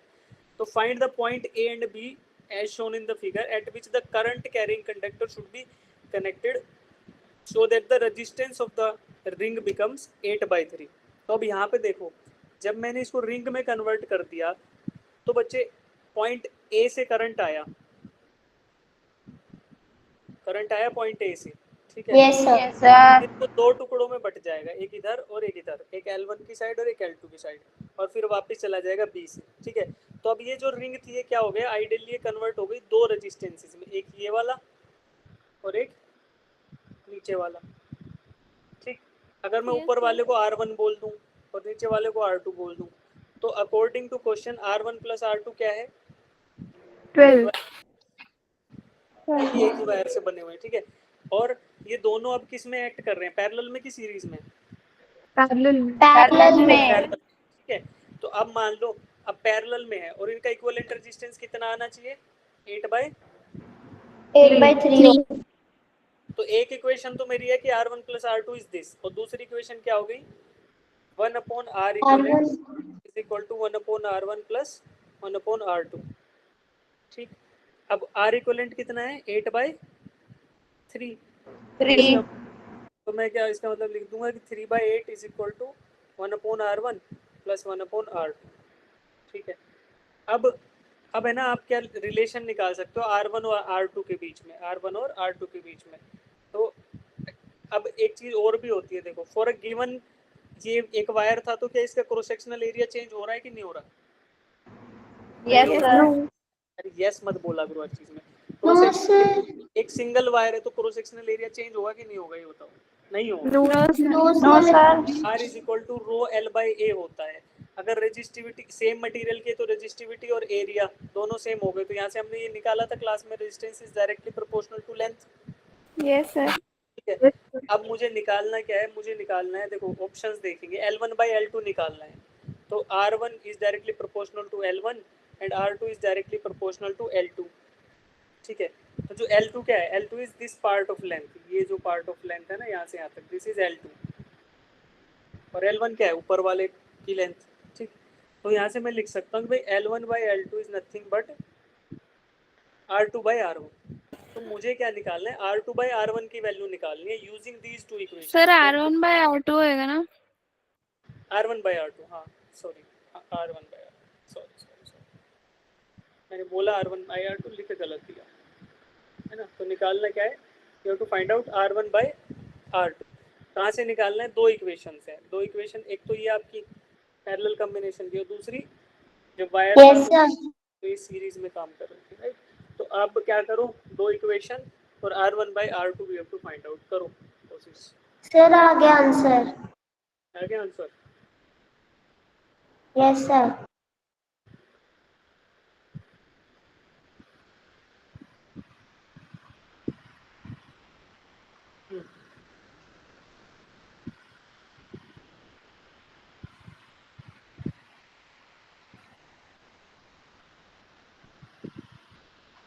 क्या आंसर आया? सर 1/2। तो ऑप्शन सी आ गया फिर आपका ना। D sir, yes. Option D, sorry option D. तो R1 by R2, अब इसको सॉल्व कैसे करेंगे भाई बताओ? सर एलसीएम लेके। एलसीएम ले लो, ठीक है। तो यहाँ पे नीचे आएगा R1 R2 और ऊपर आ जाएगा R1 plus R2 और ये 3/8, ठीक है। तो R1 plus R2 की वैल्यू क्या है, 12 है। 12 by R1 इक्वल टू 8/3। तो R1 R2 क्या आ जाएगा, R1 R2 is equal to 12 into 8/3।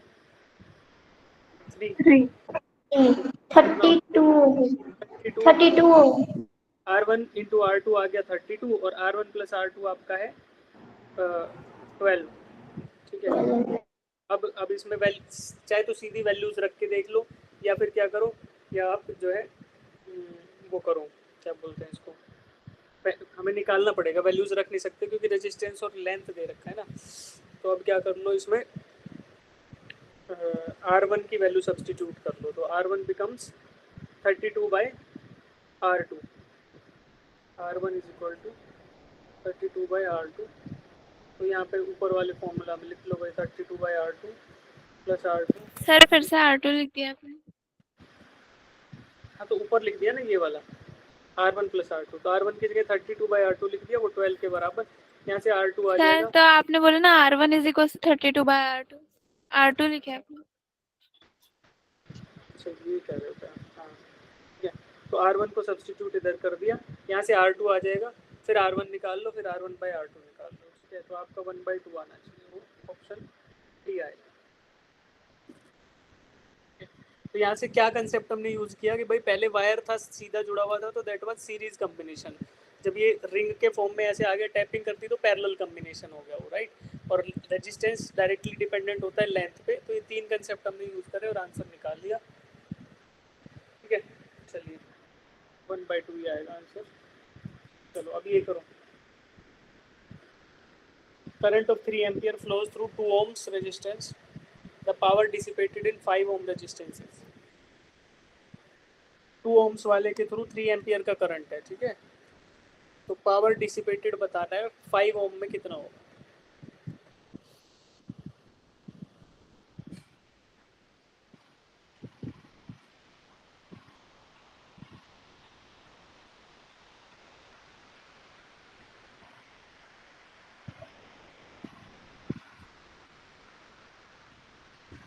आप करंट निकाल लो, करंट थ्रू 5 ohm रेजिस्टेंस निकाल लो।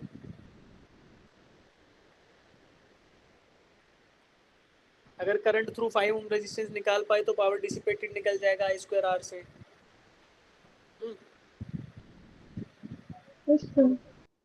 कैसे निकालोगे करंट, वोल्टेज तो दे ही नहीं रखा।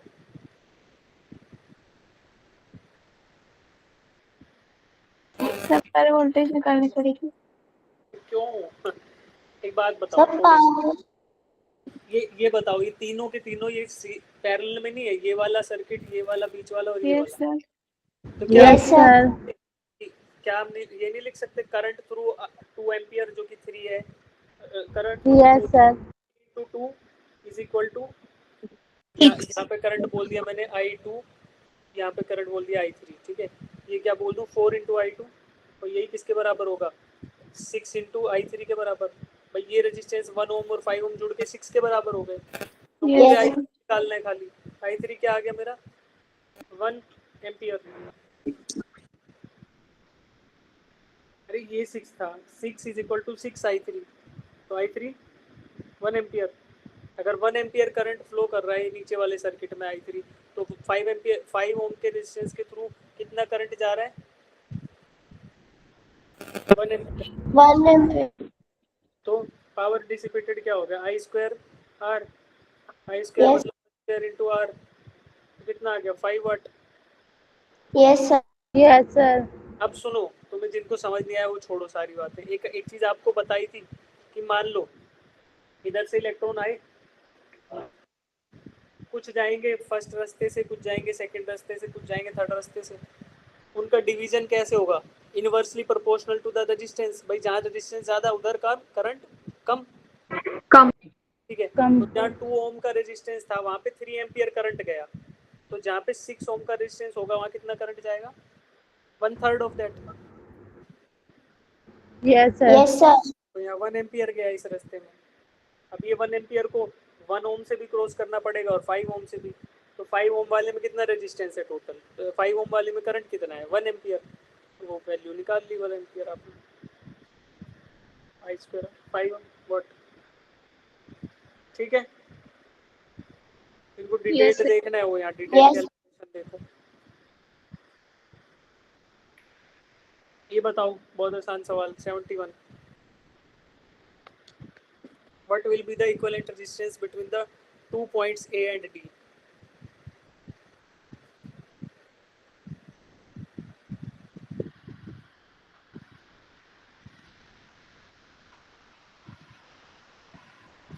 A और D के बीच में इक्विवेलेंट रेजिस्टेंस निकालना है।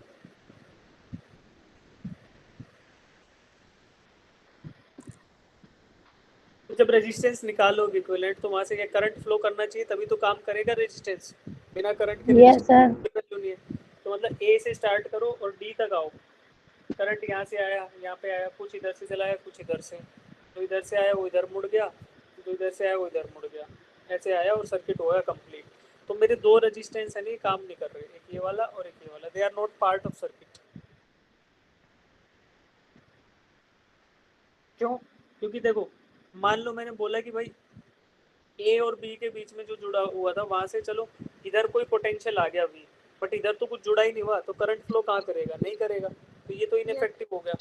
सिमिलरली सी पॉइंट पे देखो, इधर मान लो कुछ पोटेंशियल है इसके राइट साइड में, लेकिन लेफ्ट में तो कहीं जुड़ा ही नहीं हुआ, तो ये इनइफेक्टिव हो गया। तो इनको सर्किट से हटा ही दो आप और इक्विवेलेंट सर्किट ड्रॉ करो इनको हटा के।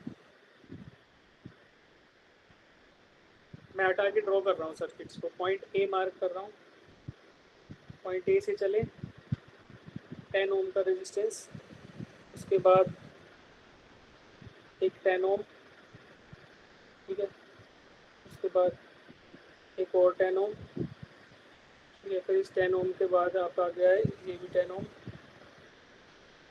इधर आया ये भी 10 ओम, और फिर ये मिलकर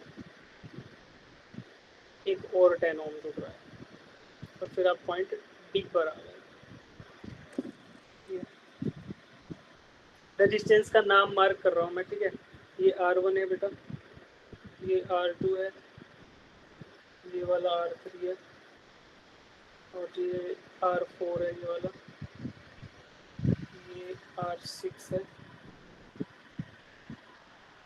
और ये R5। जो पहले वाला डायग्राम में नेमिंग थी ना, वो ऐसा सर्किट बन गया। अब इसका रेजिस्टेंस निकालना आसान है Sir. Yes, sir. भाई।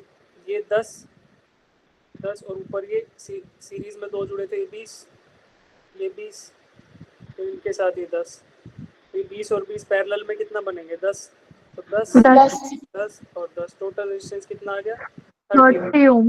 30 ohm. हाँ जी, सर सर ये आपने कैसे बताया कि सी वाले के साथ जो रेजिस्टेंस लगा और बी वाले के साथ जो रेजिस्टेंस लगा उसको निगलेक्ट कर देंगे? बेटा देखो, हमें निकालना है ए और बी के बीच में रेजिस्टेंस, ठीक है। तो ए और बी के बीच में रेजिस्टेंस निकालने में मतलब हमारी बैटरी कहाँ जुड़ी हुई है, ए और डी के बीच में। तो अगर मेरी बैटरी इनके बीच में जुड़ी हुई है, तो आप मुझे ये बताओ यार कि इधर 20 वोल्ट जुड़ा है, ठीक है, बैटरी इनके बीच में जुड़ी है, बी और सी पे तो कुछ जुड़ा ही नहीं हुआ, तो करंट फ्लो करने का रास्ता ही नहीं है, यस तो सर। वो सर्किट का पार्ट ही नहीं है वो रेजिस्टेंस। Yes sir. इस तरीके से मैंने 30 निकाल लिया। Option A is the right okay answer. Sir. ये वाला ये थोड़ा लेंथी है, कर लो, पर तुम डर जाओगे नहीं तो खुद से करोगे तो करो। पॉइंट ए और बी के बीच में रेजिस्टेंस निकाल रहे हैं।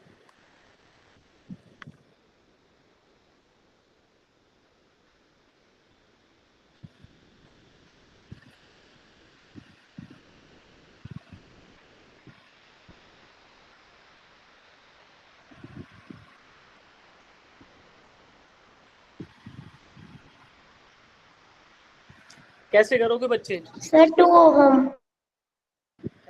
तो जल्दी कैसे कर लिया? सर ये 3 और 3 सीरीज में, फिर वो 6 और 6 पैरेलल में, ऐसे ही सारा सर्किट करके आंसर में आ गया एंड पे। एफ पॉइंट से स्टार्ट करो, देखो कितना जल्दी निकाल लिया उसने, क्योंकि उसको पता चल गया स्टार्ट कहाँ से करना है। एफ से शुरू करो तो क्या होगा, 3 और 3 सीरीज में, ठीक है, कितना आएगा 6, फिर वो 6 और ये 6 6 पैरेलल में, तो 3 हो गया। पैरेलल। ए और ई के बीच में 3 आ गया, फिर ये Yes. 3 यस। और ये 3 और 3 फिर सीरीज में, तो ये फिर से 6 हो गया, 6 और 6 पैरेलल में, फिर से 3 हो गया, 3. फिर ये 3 और 3 फिर से 6, फिर ये 6 जुड़ा तो फिर से 3, फिर से 3 जुड़ा तो 6, और यहाँ पे ये 2. 6 और 3 पैरेलल में आ गए। 6 और 3 पैरेलल में होंगे तो कितना रेजिस्टेंस आएगा देख लो। 2. 2 ओहम। 1/6 + 1/2 = 1/r, तो ये आपका आ गया r = 6 × 2 = 12/6 प्लस सर 3 आएगा 2 की जगह। 3 18 / 9, यस ये सर। आपका 2 ऑप्शन है। ठीक है, वैसे देखोगे तो डर जाओगे, लेकिन पता पड़ गया कि कहाँ से स्टार्ट करना है। इधर से करो 3 + 3 6, 6 और 6 पैरेलल में तो 3, फिर ये 3 और 3 6, फिर ये पैरेलल में फिर 3, फिर ये फिर से 3 जुड़ा तो 3 और 3 6, फिर ये 6 पैरेलल में तो फिर से 3 हो गया, फिर ये 3 और 3 फिर से जुड़ा तो ये 6 हो गया, 6 और 2 3 और पैरेलल में हो गए, तो ये आप कैलकुलेशन कर लिया 2 ohms आ गया। ठीक है, तो option A is the right answer to this. ये करो बच्चे।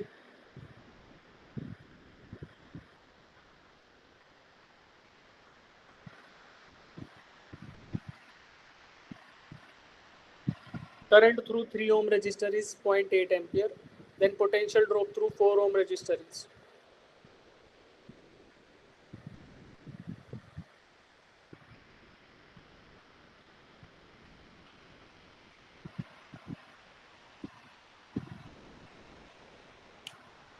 अच्छा मुझे बताओ 3 ohms के थ्रू करंट है 0.8 एम्पियर, तो 6 ohm के थ्रू कितना होगा? सर 4 नहीं 0.8 ही होगा। क्यों? 3 और 6 पैरेलल में, तो Parallel वोल्टेज में ड्रॉप नहीं। सेम होगा ना, तो मैं बोल दूं कि 0.8 × 3, अरे ऐसा होता है ना, I1 R1 = I2 R2, क्योंकि voltage Yes, drop sir. Same. Yes sir. तो I1 कितना 3, इसके जो सॉरी R1 ये है, I1 ये आ गया, = 6 × I2, तो I2 कितना हो जाएगा 0.4। Yes sir. ये आपका 0.8 करंट, तो ये 0.4, दोनों जुड़कर किसके थ्रू पास करेंगे? 4 ohm. 4 ओम के थ्रू। तो करंट थ्रू 4 ओम रेजिस्टेंस कितना हो गया? 2.4 1.2 current 4.8. Current current current current current कितना होगा? 0.8 + 0.4 कितना होगा? 1.2. 1.2। Yes sir. और वोल्टेज क्या होता है? आई आर के बराबर। Current is yes 1.2 sir. 4, कितना हो गया? 4.8। 4.8. 4.8। Potential 4 ohm resistance is 4.8। तो कैसे 4.8। निकाला? सर्किट में एक ब्रांच में आपको करंट दे दिया, दूसरे में आपने पैरेलल वाला फॉर्मूला लगा के आपने निकाला कि भाई 6 ओम के थ्रू 0.4 होगा, फिर देखा कि 0.8 और 0.4 दोनों ऐड होके किसके थ्रू जाएंगे? 4 ओम्स के थ्रू। बस वहाँ पे मुझे करंट मिल गया, रेजिस्टेंस मुझे पता ही था, तो मैंने कैलकुलेट कर लिया पोटेंशियल ड्रॉप। ठीक है Yes. बच्चे? Yes, sir. Yes sir. ठीक है, चलो क्वेश्चन नंबर अगला करते हैं ये इंटरनल बैटरी का आ गया है ना cell EMF internal resistance the internal resistance of a 2.1 volt cell which gives a current of this through a resistance of 10 ohm is तो आपको इंटरनल रेजिस्टेंस बताना है इस सेल का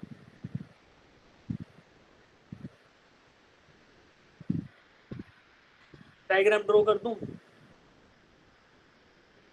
एक्सटर्नल रेजिस्टेंस की वैल्यू क्या दे रखी है 10 ohm.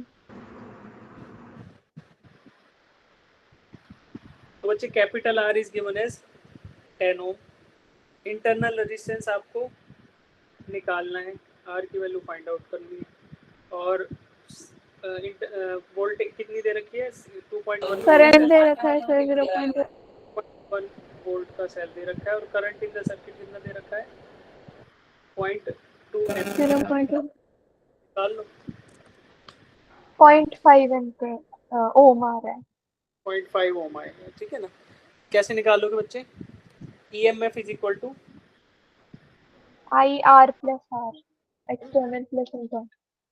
EMF is equal to internal drop plus external drop ठीक है ईएमएफ कितना दे रखा है सेल का 2.1 2.1 करंट कितना है 2.2 इंटू स्मॉल आर ये तो इंटरनल रेजिस्टेंस हो गया बाहर भी करंट सेम ही रहेगा because they are in series तो 0.2 इंटू 10 यहाँ से देखो आर की वैल्यू क्या आएगी R is equal to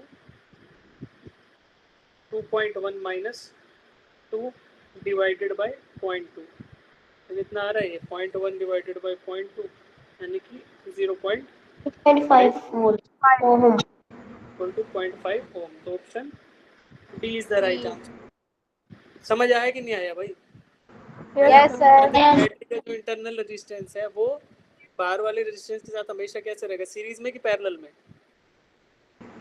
series में रहेगा सीरीज में ठीक है तो एक ये हो गया ओके अब देखो ये क्या है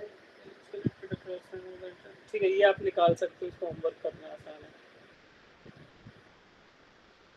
international of cell this characteristics in the voltage across the cell ये कर लो क्वेश्चन नंबर 89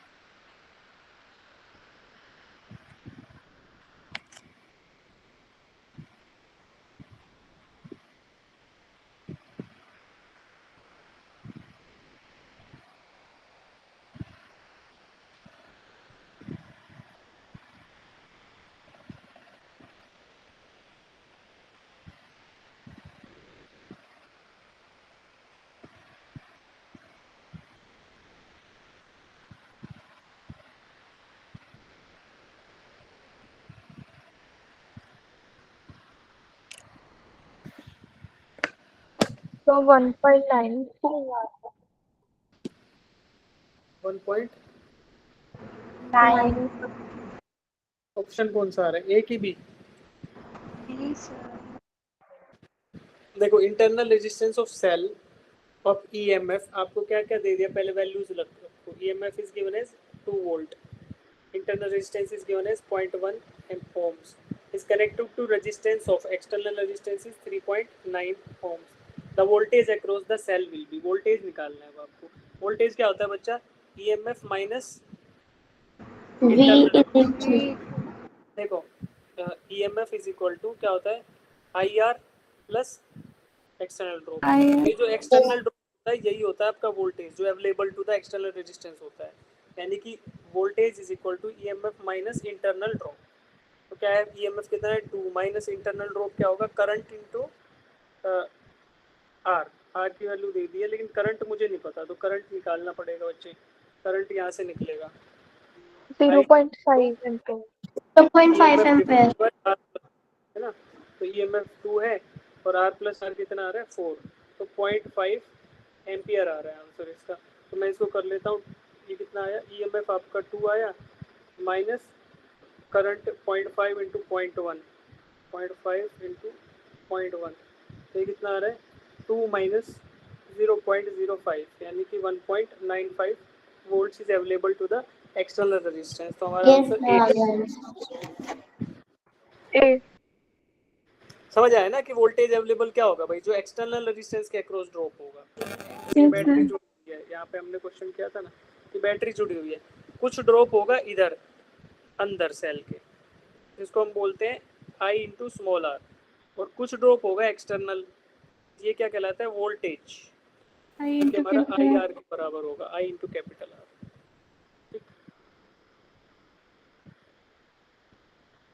ठीक है, तो हमारा पॉइंट 1.95 आ गया। अब क्रिकऑफ स्लो करते हैं, ठीक है, ये करो।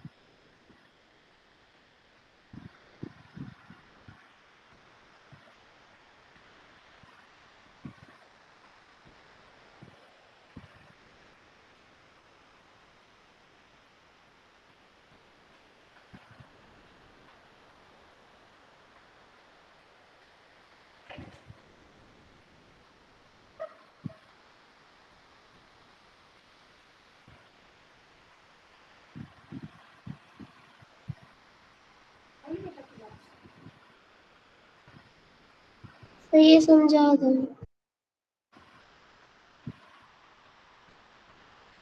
If the galvanometer G does not show any deflection in the circuit shown, the value of R is given by, ठीक है। गैल्वेनोमीटर में डिफ्लेक्शन कब होगा, जब कोई पोटेंशियल होगा या करंट फ्लो करेगा, है ना।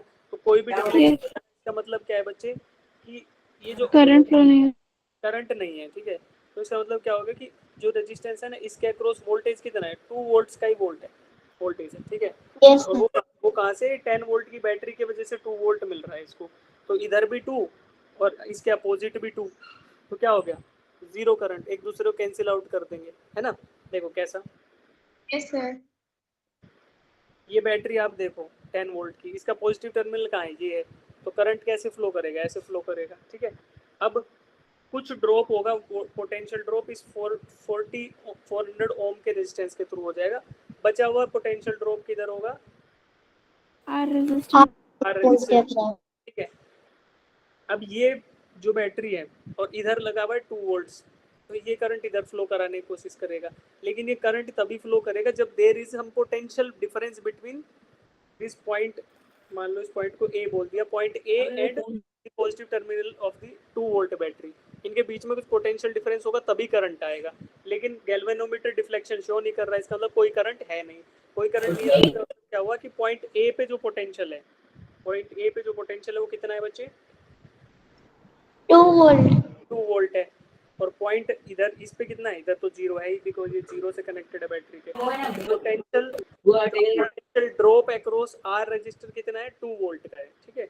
2 volt is the potential drop across R. अब क्या बोल रहा है, वैल्यू ऑफ आर बता दो, तो वैल्यू ऑफ आर कैलकुलेट कर लो, कैसे करोगे,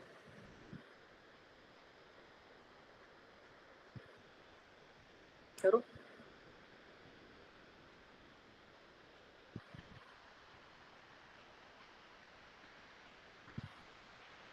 करंट इन द सर्किट से निकाल लो ना पहले यार। देखो वो 400 के अक्रॉस वोल्टेज ड्रॉप कितना होगा, 8 वोल्ट्स, और आर के अक्रॉस कितना है, 2 वोल्ट्स, 2 वोल्ट। ठीक है। क्या current through 400 and R same रहेगा, because they are acting in series, yes Yes, sir. sir. ठीक है। तो करंट सेम रहेगा और वोल्टेज ड्रॉप अलग अलग है, तो क्या यार ऐसे लिख सकते हैं हम इसको कि देखो ये आपका रेजिस्टेंस था 400 into I is equal to 8 volts and R into I is equal to 2 volts, ठीक है। इसको डिवाइड कर लेंगे ऐसे दोनों साइड, कोई दिक्कत नहीं है, आई से आई कैंसिल हो गया, तो 400 by R is equal to 8/2 यानी कि 4, तो आर कितना आ गया आपका? R is equal to 100 ohm. 100 ohms है ना। आर आपका 100 ओम्स आ जाएगा। तो option A is the right.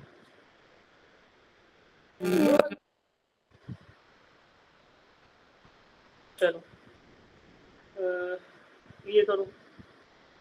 Potential difference VA minus VB between the points A and B is given by A और B के बीच में potential difference।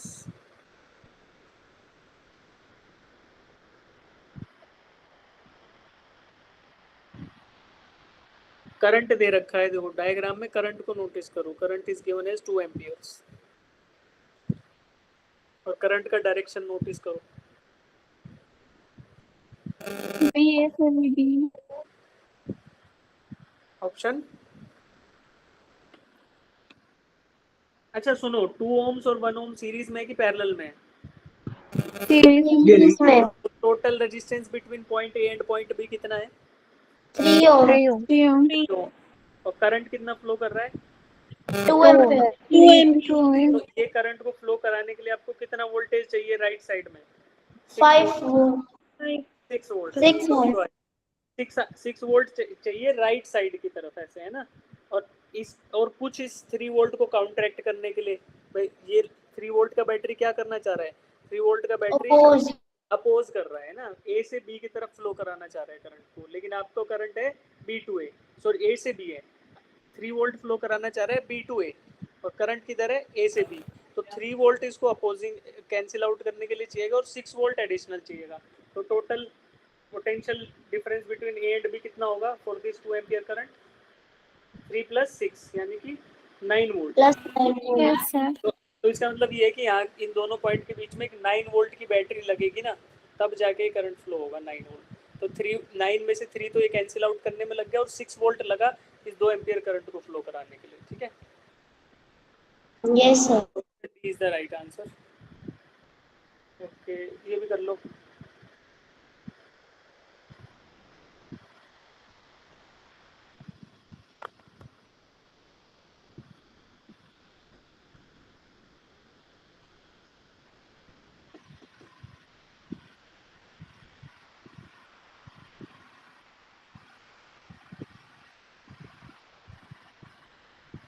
अच्छा इसको मत करो, छोड़ो, ये लेंथी क्वेश्चन है। ऐसे मेंस में, जेई मेंस में आया हुआ है। ठीक है, इसको होमवर्क करना है इजी, लेकिन थोड़ा लेंथी है, तो इसको अभी छोड़ते हैं। आपको दूसरा क्वेश्चन कराता हूँ कोई और। ठीक है, सीरीज सर्किट पिक्चर, ये इक्वेशन से ही आसान है। अभी आपको ईएमएफ वाले क्वेश्चन कराए ना, तो वहाँ से हो जाएगा। इसको होमवर्क करो। ठीक है, बहुत ये करते हैं, व्हीटस्टोन ब्रिज के कर लेते हैं 1-2 क्वेश्चन। बताइए, ये करो।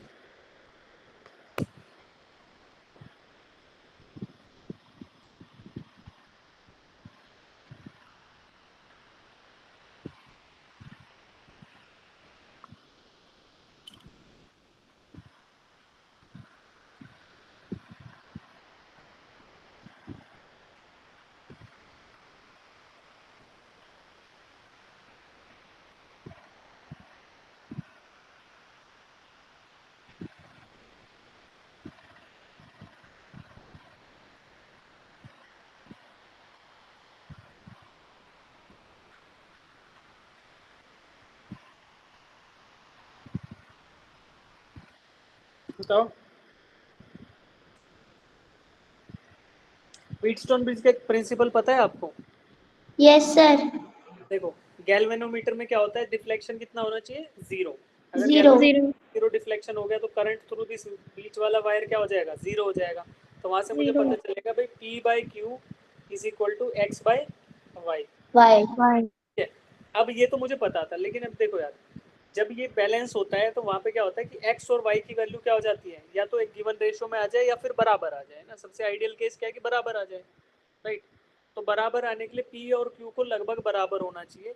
ये ऐसा क्यों हो रहा है? अगर इनकी p और q की वैल्यू में बहुत ज़्यादा डिफरेंस होगा, ये बहुत बड़ी वैल्यूज होंगी बच्चे, तो फिर हाइयर वोल्टेज होगा, हाइयर करंट होगा और एरर्स ज़्यादा आएंगी, है ना। तो वहाँ पे बैलेंस होने में इसको दिक्कत आएगी।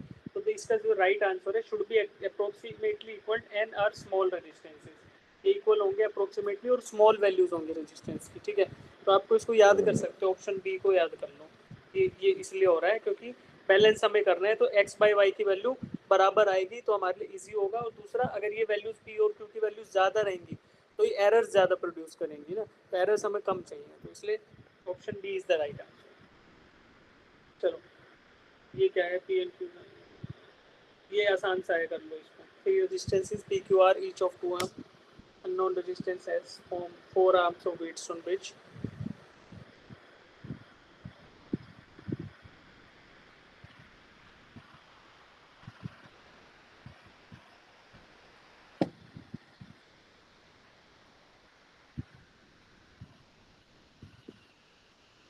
सर 2 नहीं सर 2 नहीं ohm। So 3 ohm. P Q R है, पी क्यू आर और एस, ठीक है, S is unknown, P Q R की वैल्यू कितनी है, 2 ohms, 2 ohms। Yes 2 sir. अब बोल रहा है कि एक when resistance of 6 ohm is connected in parallel, 6 ohm को कनेक्ट कर दिया पैरेलल में, किसके साथ, एस के साथ, तो ये व्हीटस्टोन ब्रिज क्या हो गया, बैलेंस्ड हो गया। तो बैलेंस होने का मतलब क्या है बच्चे, फिर बैलेंस होने का मतलब है एस और 6 को पैरेलल में जोड़ दोगे तो उसकी वैल्यू क्या आएगी, 2.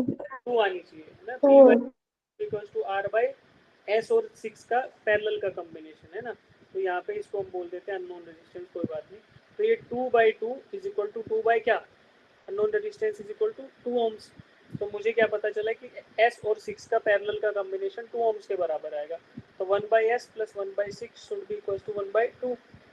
तो यहाँ से एस क्या आ जाएगा, S is equal to 3 ohm. 3 3 आ जाएगा, ठीक है, 3। Option A is the right answer. Sir, हाँ जी, सर एक वो क्वेश्चंस होते हैं ना शंट रेजिस्टेंस वाले कि इसे असिस्ट किया, वो नहीं होता। शंट रेजिस्टेंस के, Yes. शंट रेजिस्टेंस का मतलब क्या होता है, स्मॉल रेजिस्टेंस। वो पैरेलल में लगाया जाता है। पैरेलल में लगाया जाता है, जीरो रेजिस्टेंस मान लो, है ना, जीरो रेजिस्टेंस यस मान लो। सर। तो अगर मान लो किसी सर्किट, ये जैसे ऐसे मान लो 2 रेजिस्टेंस है,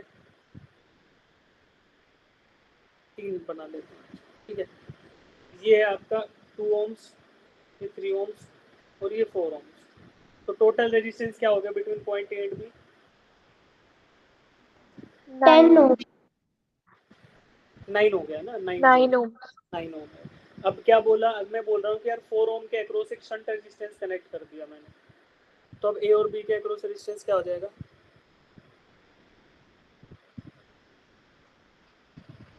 बताओ। सर अब उतना ही रहेगा। 5 ओम हो जाएगा बच्चे। शंट का मतलब क्या है, जीरो रेजिस्टेंस, 0 ओम का आपने एक अलग पाथ दे दिया, तो करंट इधर से जाएगा ही क्यों, इधर से करंट फ्लो ही क्यों करेगा, वो तो इजीएस्ट वे से जाएगा जहाँ पे उसको जीरो रेजिस्टेंस फ्लो हो रहा है, तो फिर कनेक्टेड यस क्या सर। होगा, 4 ओम है वो इनएक्टिव हो जाएगा, क्या हो गया, 2 ओम इधर से आया, इधर से आया, इधर से आया और फिर यहाँ से निकल गया, तो अप्रोक्सीमेटली 5 ओम हो जाएगा। एग्जैक्टली नहीं होगा बिकॉज ये शंट का भी खुद का कुछ रेजिस्टेंस होगा वेरी लो, तो it will be very close to 5 ohm resistance, ठीक है, तो ऐसे होगा, पैरेलल में आपने जोड़ दिया शंट रेजिस्टेंस। ये जनरली ना मेजरमेंट डिवाइसेस के अक्रॉस जोड़ा जाता है ना, तो कंस्ट्रक्शन अभी आपको पढ़ाया नहीं, जरूरी नहीं था गैल्वेनोमीटर का, उनका वोल्ट मीटर का, एमीटर का, उसमें आपको सब पता चलता है, वैसे आएगा नहीं, ये टेंशन मत लो।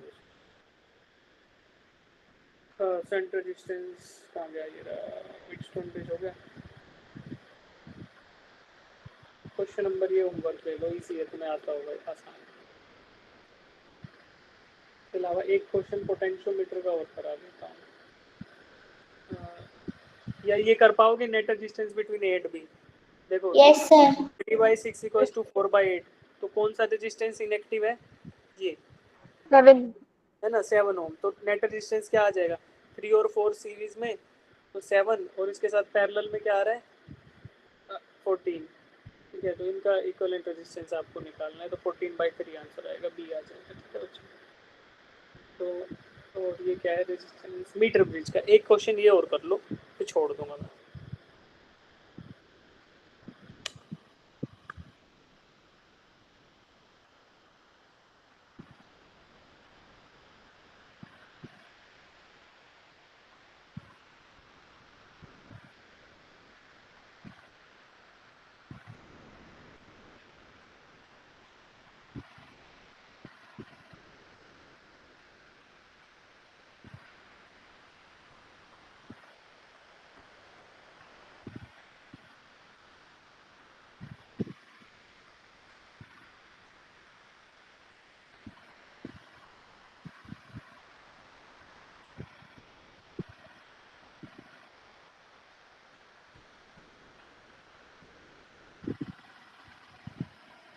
तो आपको क्या करना है, लेफ्ट गैप का रेजिस्टेंस निकालना है सबसे पहले। तो कितना आएगा बच्चे लेफ्ट गैप का?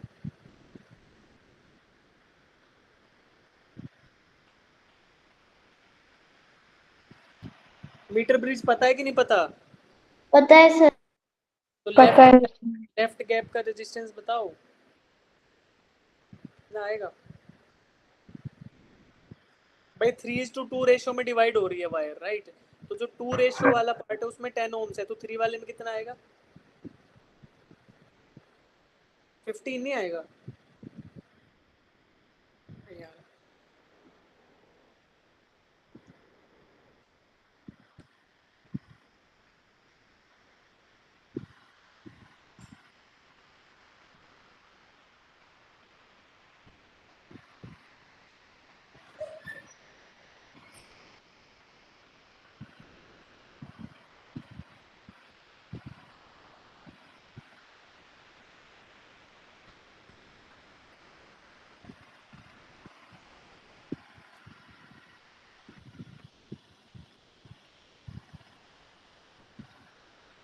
यार मीटर ब्रिज भी आपका व्हीटस्टोन ब्रिज की तरह ही काम करता है। ठीक है, एक बार ड्रॉ कर देता हूँ मैं आपको। क्या होगा?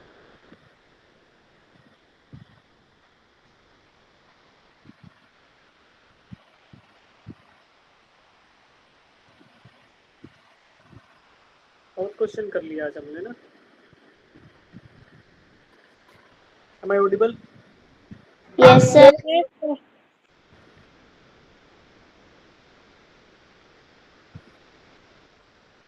देखो ये मीटर ब्रिज की वायर है, नीचे जो है ब्लू कलर से ड्रॉ करती है, और ये मामला जो है कनेक्टेड है करो सम बैटरी।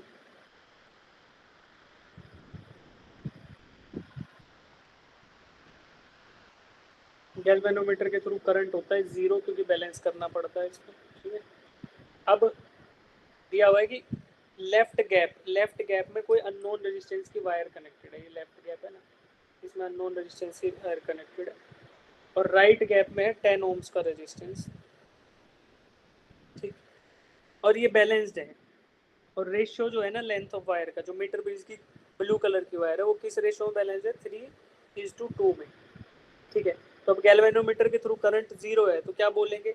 इसको मान लो मैंने x बोल दिया, तो x/3 should be equal to 10/2। तो x कितना है?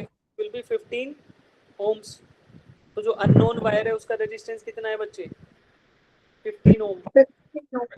और total length of the wire is 1.5 metre. 1.5 metre. तो 1 ओम रेजिस्टेंस कितनी लेंथ ऑफ वायर का रहेगा? 1 ओम रेजिस्टेंस कितने का रहेगा? 1/15।